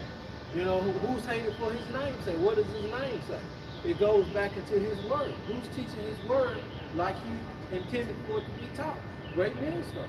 You know, they're not wavering. We're not wavering back and forth on his word. We're not compromising his word. So, you know, Elder Tahar has done a great job in keeping order within the group. If I can land back on you, I'm sorry, I ain't gonna try. Go ahead. Now, if I can add, because if you observe Great Millstone, it's really no back and forth, man. It just is what it is. But these camps get upset because we get on them because of their doctrine, you know? But when you see us, there's no unity camps with these other groups. And also, there's no debates. When you look at the, you know, the situation between, you know, certain Israelite groups conversing with the House of Conscience, Great Millstone never got involved with that. You know, you even got certain Israelites that will stoop so low as to talk to Vocab Malone, have an interview with Vocab Malone. You know, so really we're that outcast group, so to speak. Like to speak about the outscouring. You know, like Brother Head said, we that group that's loves to be hated, but this shows, Lord will we continue, we gotta be in the spirit of the ancient prophets, man. Because it's only one group that's looked at like that, you know? Hey, I had a real quick, just to kind of back up when you mentioned like other groups, affiliate groups, you know, and men that are still teaching in the ways of Great Millstone, who are not, you know what I'm saying, just nitpicking and making up their own doctrine. And how in the eyes of the Lord, they'll still be good, man, even if they don't up under that banner of Great Millstone. This is the book of Luke, chapter 9, starting verse 49. And John answered and said, Master, we saw one casting out devils in thy name, and we forbid him, because he followeth not us. And Yahushua said unto him, forbid him not, for he that is not against us is for us. And that's the point. That's the point. So you're going to have camps, basically not in Great Millstone, but still teach the same doctrine of Great Millstone, and still are of the elect. We never said it just because you're in Great Millstone, all y'all gonna be saved. The apostles never said that. Hey, we have fallouts too, but at the end of the day, it's all about the spirit. We know that when it comes to the main hub, the camp exclusively that Yahweh Shem Ashah is dealing with is Great Millstone. And I was saying that through the spirit, we're the only ones that have that testimony of Yahushua. You think about it. And what angels have came to IUIC, have came to Sakari, and so on and so forth. It's just being real, man. Yeah, and it's Jake Brain has been indoctrinated to not accepting that there is a 100% truth. There is a particular group that has it all. Like like Esau put so many great areas in his media, in his teachings, that you just want to accept that there is someone who has 100% truth. Right, but Yahushua said in John the 17th chapter, I have told you all things. All things means everything. So when it comes to salvation, we do have 100% truth. We know everything we need to know and do and not do in order to receive salvation. So by default, that's grade A or 100%. And then we're not compromised. Most important. We didn't adulterate the doctrine to get the goodies from this man's kingdom. Yeah, man. to drive an SUV out or some shit. Yeah, man. Just get that over there, John. Yeah. Because hey, the scripture states, Yahushua stated that with 2 or 3 in my name, I am in the midst of them. The Most High stated in Matthew to the 3 heads at the time frame, look, hear you him. So right now, Yahushua dwells where? In the spiritual realm, but still, that spirit is here. So that's why he said, Lord, I'm with you always, even to the end of the world. That's right, bro. John 14:18. Yeah. Will not leave you comfortless. This book of John 14, verse 18, it says, I will not leave you comfortless, I will come to you. How so? Be of the spirit. So at this time frame, who's the camp Yahushua is dwelling with? The camp of Great Millstone. And these sincere men of Great Millstone and any other camp that teaches the same doctrine. That same spirit is on your camps too. Wholeheartedly. Go ahead, bro. It's Hebrews 2, verse 4. And Yahweh Hashem Yahushua confirmed the message. Listen to NLT. And Yahweh Hashem Yahushua confirmed the message by giving signs and wonders and various miracles and gifts of the Holy Spirit whenever he chose.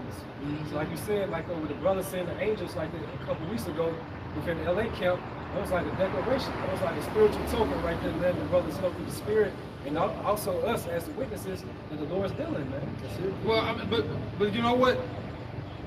That scenario happened, but really like all of them. You know, all the different spiritual tokens, you know, different signs in the spirit, you know, and it's not a thing of us, but it's an indicator the Lord's showing you where his spirit is. Because, like I said, when it comes to that situation, the angel in LA, when it comes to the situation with the dream that one brother had, if I'm not mistaken, is he from the affiliate camp or is he Great Millstone? Brother had that vision. He was from Jersey. Yeah. So there we go. What was the dream? No, referring to yeah, an angel that looked like El Yashua. Oh, Yeah. okay, I see that. Yep. Yeah. Brought him a sandwich. It was just a lot of, it was very chaotic in the dream. And he said they're watching everything what we're doing right now. And pretty much they standing up for us in the spirit. Yeah. And he couldn't even salute him because he said that basically because of his filthy flesh. And they did what they tell him that he was about to report everything to the spiritual. And this is an affiliate camp. And it was Apostle Bar went into the UPS truck. Oops. He went into the And it's crazy because I had a vision back when I was catching hell, like for real, in 2016, and an angel, I believe it was an angel that came in the form of Elder Pascal Bark, and he had a very clear face. But it's crazy because Elder Pascal Bark got a very clear face now. But long story short, I don't remember what he was telling me, but he was a maintenance worker in an apartment complex, and he was, apparently he was telling me something of comfort. You know? You know why? Maintenance. What does the maintenance person do? It maintains him. Yeah. They're trying to maintain the spirit. Hey, call halal might have a small side, man. You know? But just to add, the brother's vision, man. That's it. You know? We all preaching and how about small side. Yeah. Hey, the Most High is dealing with us, man. And these are examples of totally of the Holy Spirit. Whether an angel comes to you directly, indirectly, via a trance, so on and so forth. But it's still an indicator, which means what? To point out that Yahweh Shem Shah is dealing with certain men on earth. Yeah, the other camp don't even talk about the chariots. You know? They got an agenda. You know what I'm saying? Like they don't even, especially like first coming in, we used to be kind of like, a little crazy with it, go outside and, record, And if Jake can now, sometimes Jake still do it. But you never see that from them. That's it. You know? I got one more piece of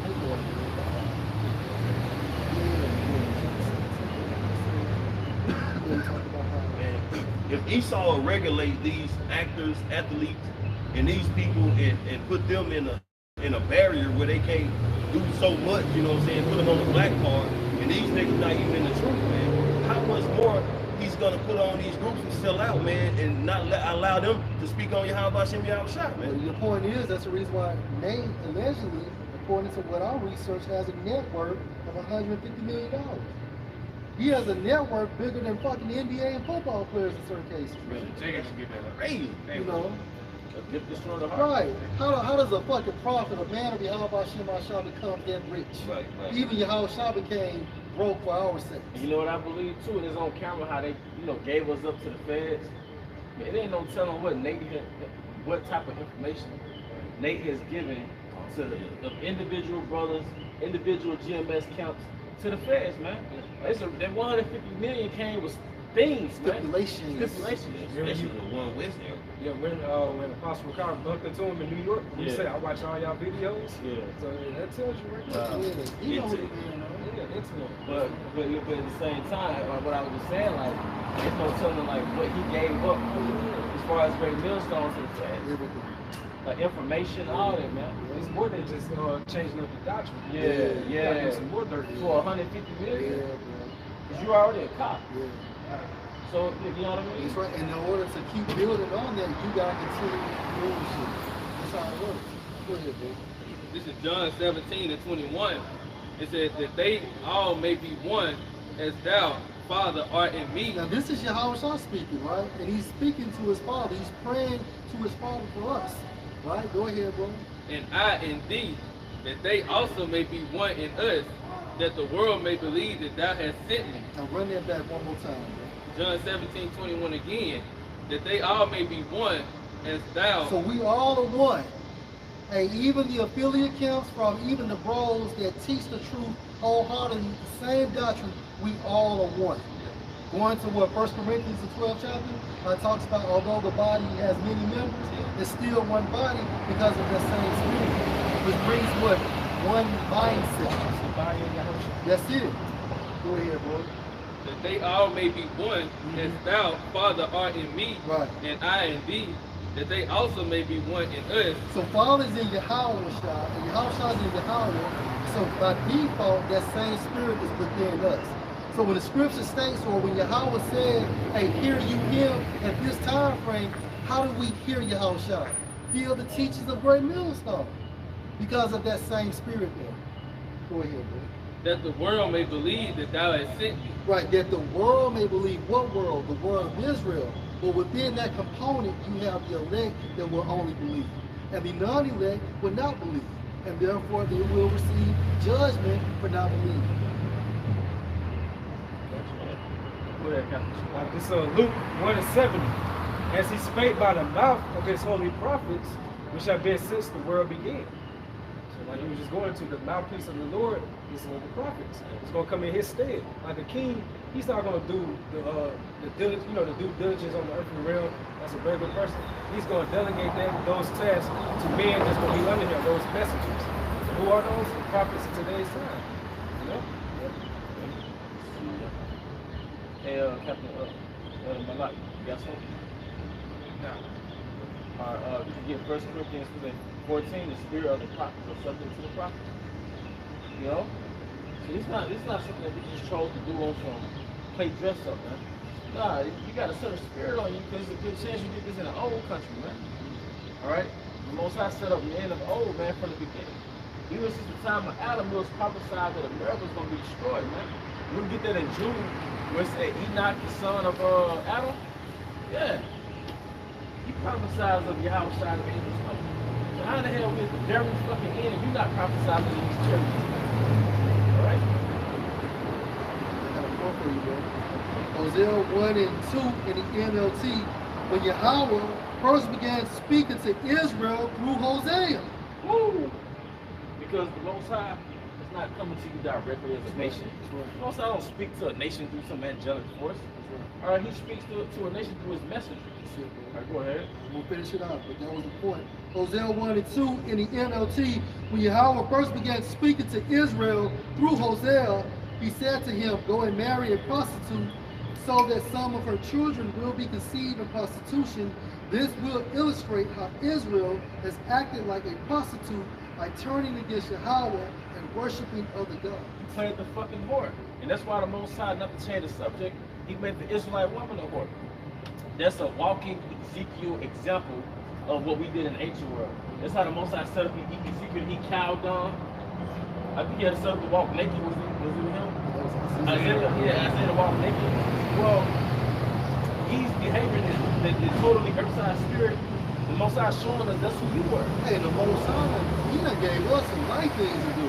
We just got to make our body a living sacrifice. But hell, Ezekiel had to eat dung. Yeah. Isaiah praying around naked. Yep. Parading around naked. Then Ezekiel's wife, she passed. You told him don't cry. Yeah. It's hard. And you get another. Break your face.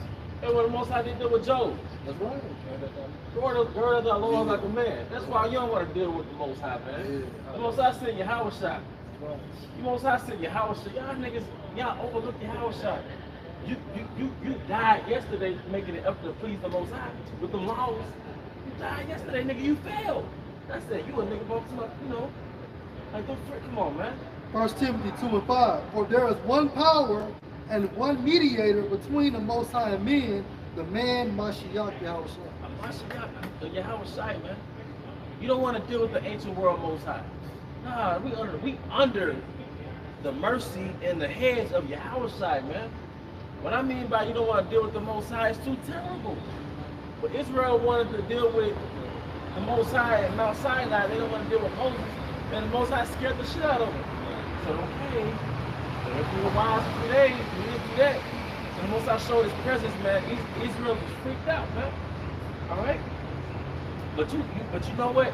Everybody thinks it's a game, so you see that it's not a game. Everybody thinks it's a game, so motherfuckers drop dead, man. Women about to get drafted into war, man. I'm not even mentioning men. Women about to get drafted into war, man. You think the price of food is high now? Imagine when it's no food. Or a loaf of bread is $20, man. It's gonna get drastic. Now you're gonna need a power.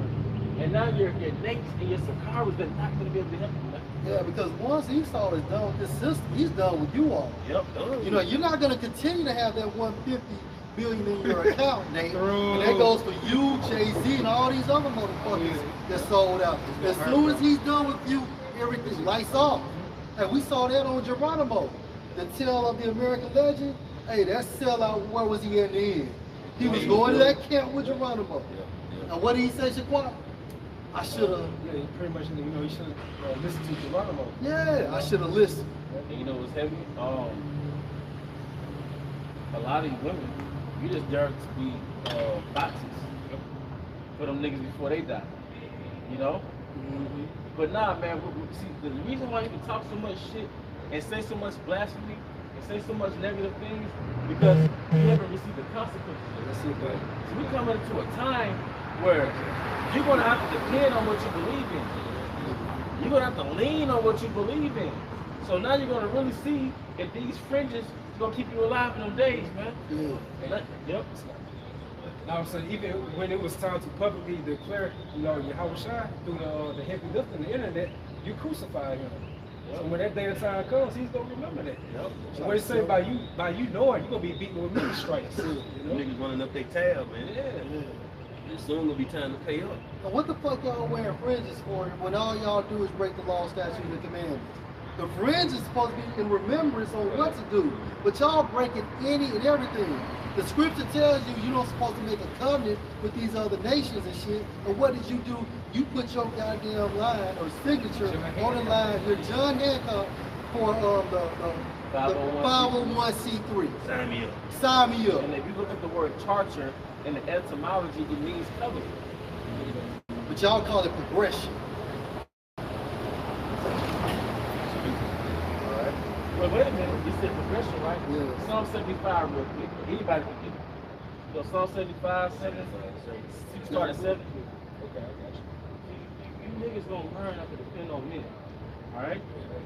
This book of Psalms 75 verse 7 says, but the Heavenly Father, Yahweh, is the judge. He put it down one and set it up another. Let me see. Maybe it's 75. That's still a good one. Today, you going down with Esau. Yeah. You going down with Esau. And when Calvin went down, Stephen went down. Oh, Jacob. Everybody gotta go. Yeah, it's verse 6. Plug Right? in. You said they're doing this to be progressive, right? Yeah, they call it progress. Okay. You sign these documents. This book of Psalms 75 verse 6. For promotion coming neither from the east, nor from the west, nor from the south. But Yahweh Bahashim Yahushua is the judge. He put it down one and set it up another. Promotion coming from Yahweh Shai. It coming either the east or the west. Well, we're in the western hemisphere. So you don't need some western power structure to elevate you in the spirit, man. All right, to elevate your ministry, man. You don't have to go through your enemies to preach a doctrine and prophesy the downfall of your enemies. What type of idiocracy is that, man? Promotion coming through the Most High. That's gonna be the power of it, man. Don't you want to be promoted without your Don't you want to be promoted without your enemies to water? Like, I don't want to have to depend on my plant manager or my supervisor to give me a $2 raise. All right, that shouldn't be the reason why my life is better because my enemy gave me a $2 raise, man. Or they give you overtime and then take it away. Yeah. But you depending on the overtime that you was once getting. Right. So come on, man. That's the power of really Yahweh Bahashim and Yahushua coming back. We've been cast away from a power that promoted us by himself. You see, we've been cast away. We don't have to go through an airport system to go to Jerusalem. We're going to get first class seats in the chariots to go to Jerusalem. And the Most High going to move the heathen the fuck out the way through World War III. Am I right, El Kazai? That's right, bro. All right, we're not, do you understand the efficacy of this thing? We're not going to need Esau. Don't you understand? Deuteronomy 28 chapter was about us having to go through our enemies for anything. Right. For the fault of all things, man. It's not about having sexual concubines anymore, man. It's about independence. Sovereignty. We're going to be dependent on Yahweh Bahashim Yahushua. And those curses promoted what? Hey, for us to be broke from a spiritual standpoint and from a physical standpoint. Because when you think about, you know, Jay talks about this generational wealth and all of that. Well, when you break that term down, that means what? Race happiness. And that only can be achieved from Deuteronomy chapter 28, 1 through the 14th verse. Hey, that's it. But you know, the other nations, they have race happiness. Like Elon, for example, they have a family attorney. Yep. But they have it set up where if you're the family, man, you're gonna get some type of inheritance. You're that family attorney. Alright? Even with legacies over here in America, right? You have it set up to where your offspring will turn a certain age and have access to a certain amount of money if they go through a number of stimulations. Yeah, take a course. But not, for the nation of Israel, it is not so. Before the father died, he'll leave the hospital. This is real talk. Do you know what the fuck we lost coming to America? What the fuck we lost? They lost the kingdom. You're not supposed to start a job with $0 in your account. You know what I mean? You're not supposed to start from zero.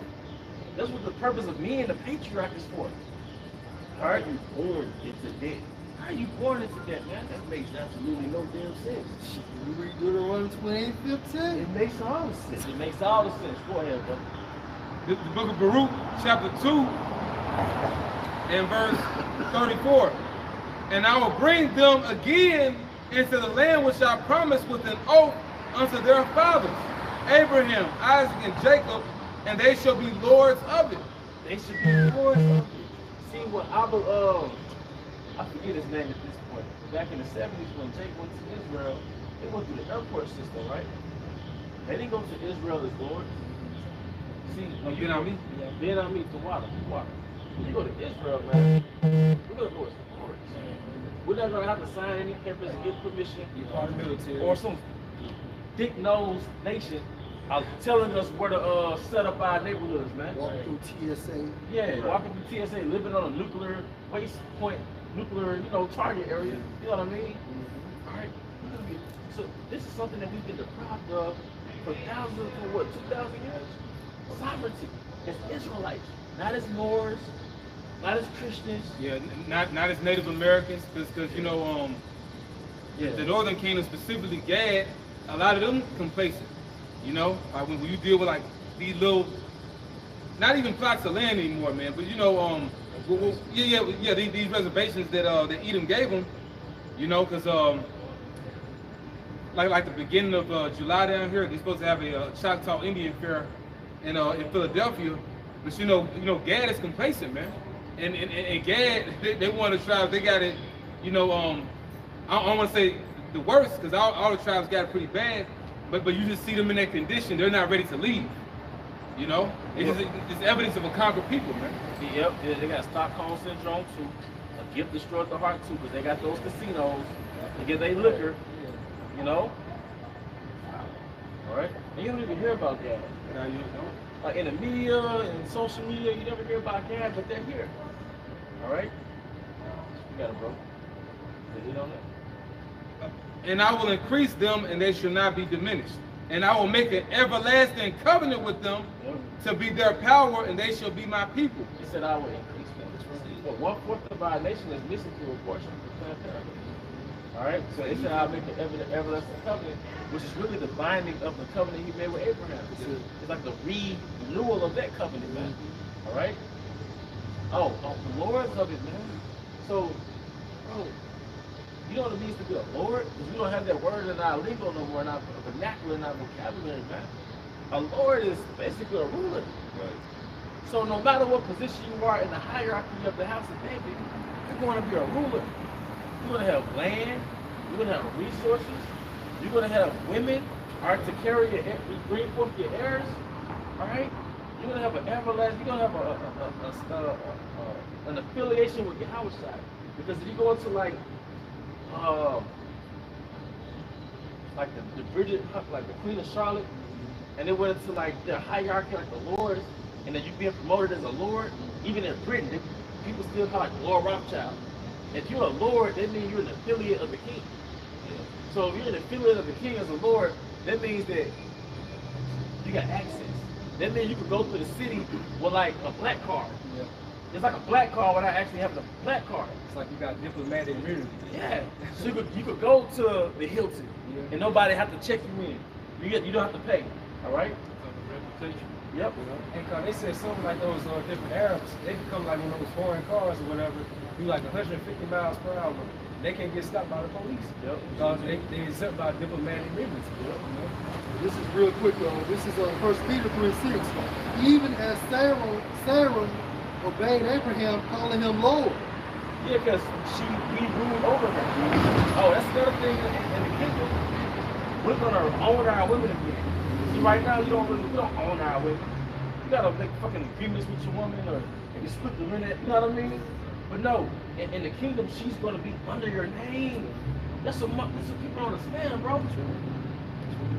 It's not about 501s. It's not about 150 M's, man. It's about rulership and ownership and sovereignty, but also righteousness being implemented in the planet Earth. And it's Spirit, you saying that's a point, because these different camps, specifically IUIC, because the Lord pretty much got the spotlight on y'all right now. They getting that money from E, but they still have no power. They have no power. And we not see that part of the curses is we have to go through another man's power structure to have anything. In the kingdom, we're not gonna have to go through this man to have anything. You're not gonna see an Ishmaelite in your community selling you anything, man. See, it's the little things at this point. Yeah, it is. I don't have to go through I don't have to get scared to check my credit score.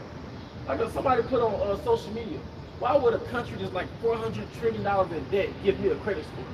You know, however many $1 trillion in debt. Like, I don't have to get in. I don't want approval from my op, man. All right?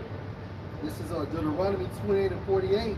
Therefore shall you serve your enemies, which Yahweh shall send against you in hunger and in thirst and in nakedness. In 2024, man, you working in McDonald's, man. In 2024, you're working in some fucking plant. And minimum wage down here still $7.25. That's slavery, man. What can we do with that? You can't do a motherfucking thing with that, Get man. you another goddamn job. Yep. Then they're gonna tax that little shit. Tax it. They're gonna just right off top. They're gonna tax that shit. And you know what you're giving?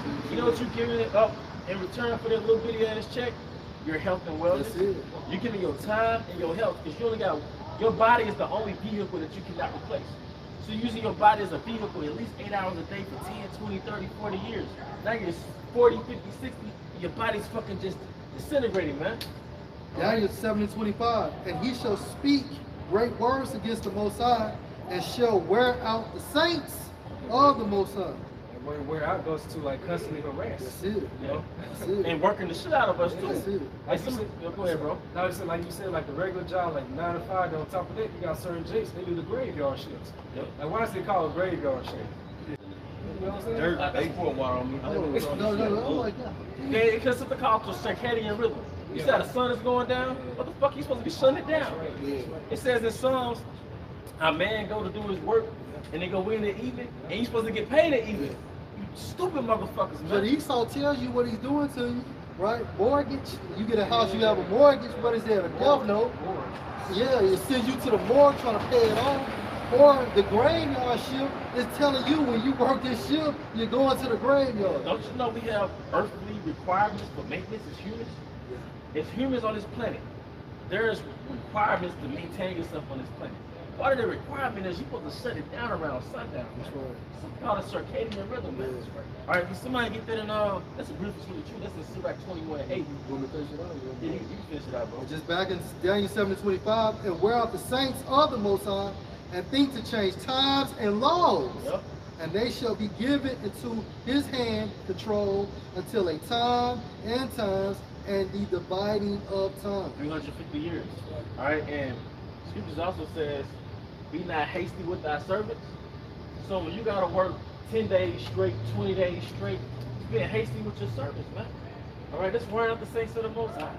It says, be not like a lion towards your servants, man. All right, don't you know you're supposed to have at least 1 week off for vacation? Don't you know, you sent me that article some years ago, you remember that? You said a man that doesn't have at least 1 week vacation a year has like a 30-40% increased chance of having a heart attack. You see, you really supposed to, I Googled it, man, you're really supposed to have 30 days off a year. Between your vacation, your paid time off, your personal and all that, you're supposed to have 30 days off. You got it? Genesis 2 and 2. And on the seventh day, the Most High ended his work which he had made, Yep. and he rested on the seventh day from all his work which he had made. It really knows your house shining angels, man. So to work 7 days straight, man, that's actually a sin, man. You're supposed to have a Shabbat, a Shabbat, a rest day, man. Like I said, there's earthly requirements you're supposed to have as a human. Like you're supposed to rest. It's a reset. And that's why you start fucking up your work. I'm gonna be sleeping at work, Motherfuckers start drinking liquor at work. Motherfuckers be fucking at work. All right, because you overwork. All right, and everybody knows when you overwork somebody, the quality of the production goes down. Because you're a greedy capitalist. Capitalism is a euphemism for greed, man. All right, you listen to Elder Not yet. Go ahead. This is the book of Deuteronomy, chapter 24, starting at verse 14. The point gonna be at 15. Thou shalt not oppress and hire servant that is poor and needy. Wait a minute, oppressed, man. $7.25 is oppression. $9 an hour is oppression. $15 an hour is oppression, man. The living minimum wage in the state of Mississippi is around $16 an hour, man. So you need at least $16, $17 an hour to just be on the grid. All right. Then you making that certain amount per hour. It's gonna be hard for you to get approved by our apartment complex. Yeah. You don't have the income requirements. You know? Yep. 3 times rent. Yeah. Ain't gonna be 2.5, 3 times rent. Right. So the cost to live, Right. walking around, you know, with holes in your pocket because every time when you get paid, everything's there to take. That's right. We oppressed, man. Rent comes from groceries. And then your helpmeet is a damn roommate, or she's a damn a second provider. Not because you're lazy, but you can't afford to have your woman just be a feminine assistant. Right. You can't afford to have your woman just be a housewife. She gotta push that clock too. You know what I mean? This fucking sucks, man. So we both going home looking in the refrigerator mad as shit. All right? Whether he be of thy brethren or of thy strangers that are in thy land within thy gates. The Most High so full of equity that you're not even really supposed to oppress strangers. But now, granted, your slave is your slave. But just when people come that's outside of the gates, man, you never gonna oppress them. All right? Verse 15. At his date thou shalt give him his hire, neither shall the son. You're supposed to get paid that day. You don't supposed to wait until 14 days to receive your check. No, you're supposed to get it that day. Man, you borrowing from your own bank account during that 14-day period, man. But you gotta make a choice. If you're gonna eat like scarcely, or you gonna just say fucking just like try to, you know what I mean? It sucks, man. One thing about buying food that day, they didn't have refrigerator spaces. They had to buy from the market. They had to buy from the market daily. You know, so if you didn't pay one day, you were oppressed and you couldn't buy food. You don't work, you don't eat, you don't pay me, I don't eat. That's where that came from. You know what I'm saying? If you don't work, you don't eat. For he is poor. No, slack. Neither shall the sun go down upon it, for he is poor, and setteth his heart upon You you. don't work, you don't eat, for he is poor. Here it is, you didn't get paid. You got other people before you get paid. Meanwhile, you still didn't get payments withdrawn from your accounts. You in an overdraft and shit Yeah. before payday.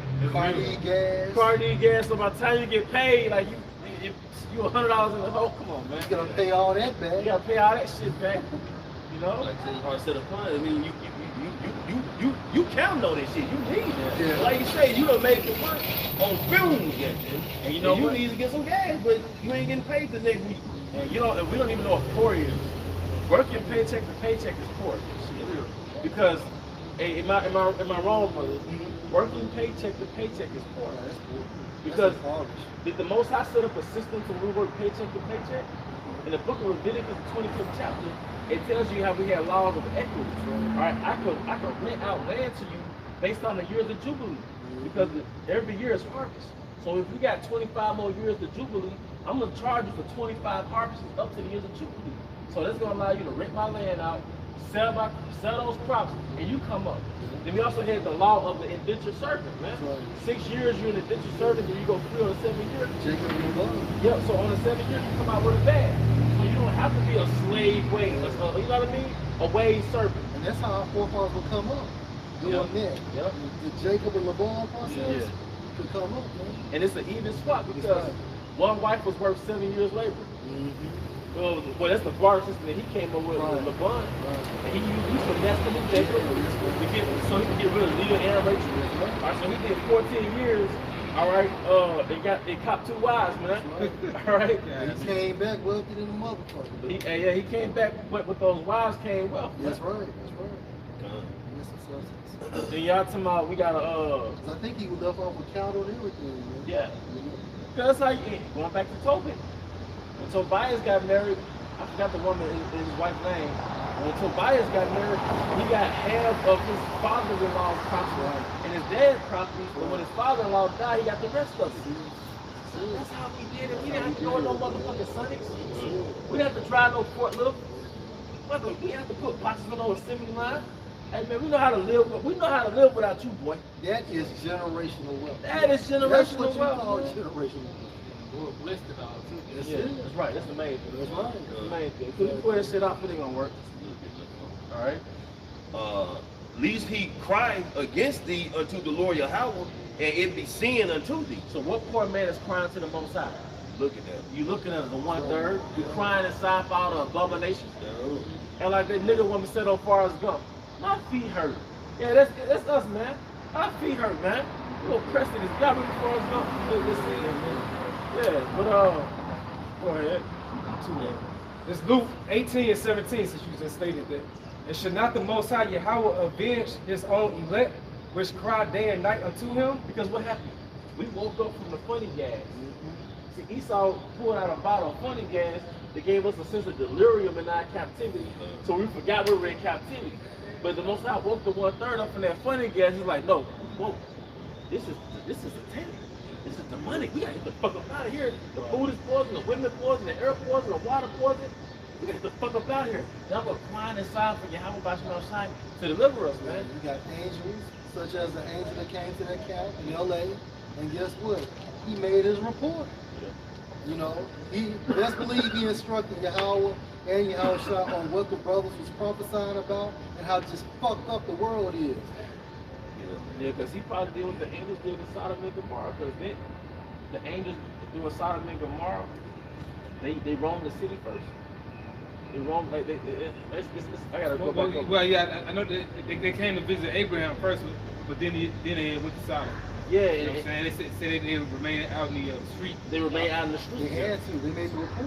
They was on Bourbon and Canal, spiritually. Like, They was on Bourbon and Canal, Right. spiritually. They was on Bill Street, man. And those ain't nothing but modern day Sodom and Gomorrah, man. Sodom, LGBT, come on, man. All right? Yeah. So Luke 18:7, this is Yahweh Shah speaking. And should not the Most High Yahweh avenge his own elect, which cry day and night unto him, though he bear long with them? Don't they have a whole movie collection called The Avengers? You know? Yahweh Shai is our Avenger. That's why we don't need no fucking military, man. Like he was going to about that funny gas Esau gave us, Yeah. like that movie The Rise of the Planet of the Apes. You know, before they became, you know, awakened, where, you know, it was like into a chaotic state. It was like wild trees, wild olives. You know, when that Genesis came, which was that beginning, that chemical, where the seeds let that chemical go amongst the prisoners that was locked up. You know, they became like a new Jerusalem in the spirit, man. because that chemical was really symbolic for the Holy Spirit. It was like the breath of life unto them. They all became like unified, you know, with the spirit. Yeah. And the Most High raised us up from that funny gas. He raised our frequencies above that nigga frequency that Esau had us on, man. All right, we don't act like niggas, we don't look like niggas. You know what I mean? Then say in 1 Samuel 2:8 how he's going to lift up the beggar from the dust. That's right. So you know they done. That's right. Because we're a beggar. Yeah.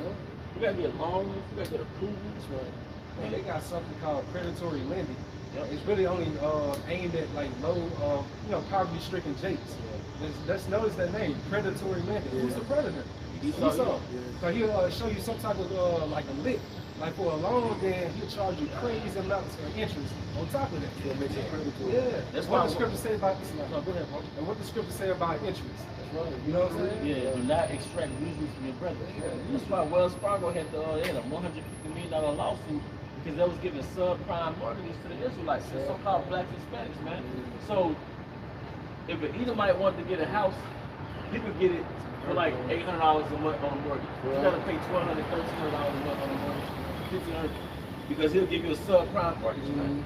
And that's why you get a $15,000 car, but by the time you're done paying for it, it's $30,000 car. So why would you even pay a payment on something that depreciates in value?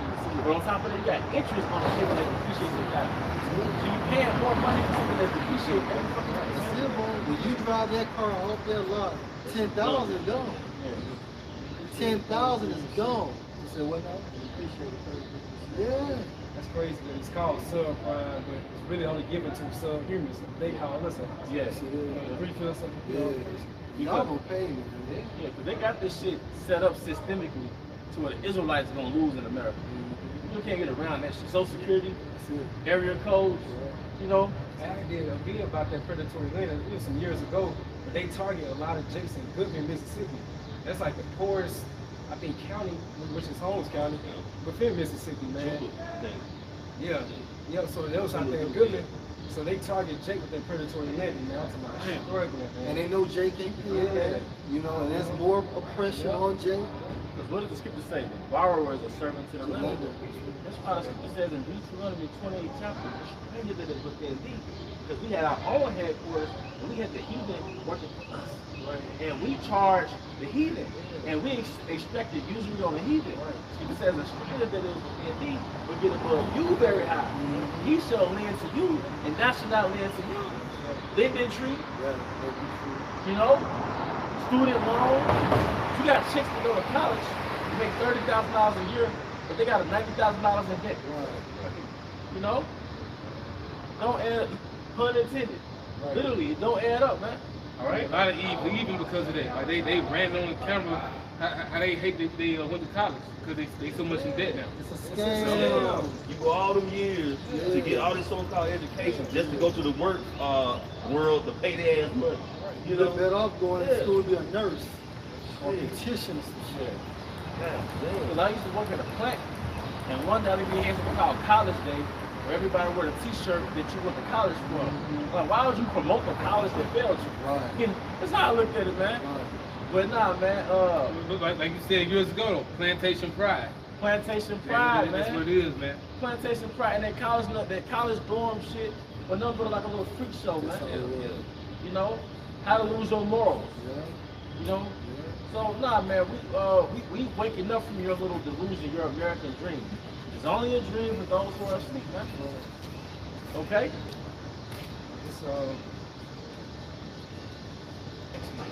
This is Baruch the 4th chapter, get to the point on verse 30. It says, "Take a good heart, O Jerusalem, for he that gave thee that name will comfort thee.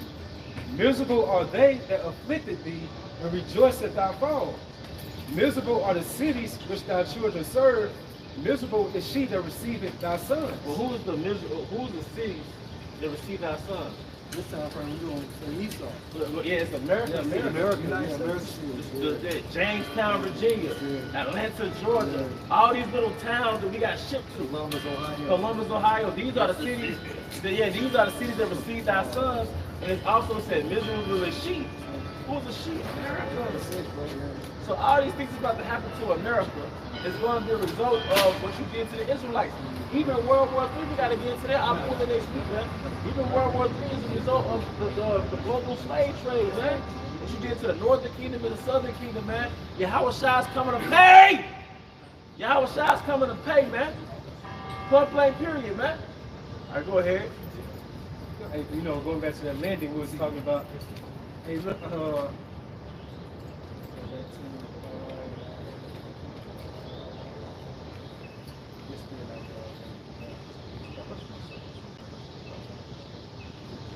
this J. Cole lyrics right here from Cold World.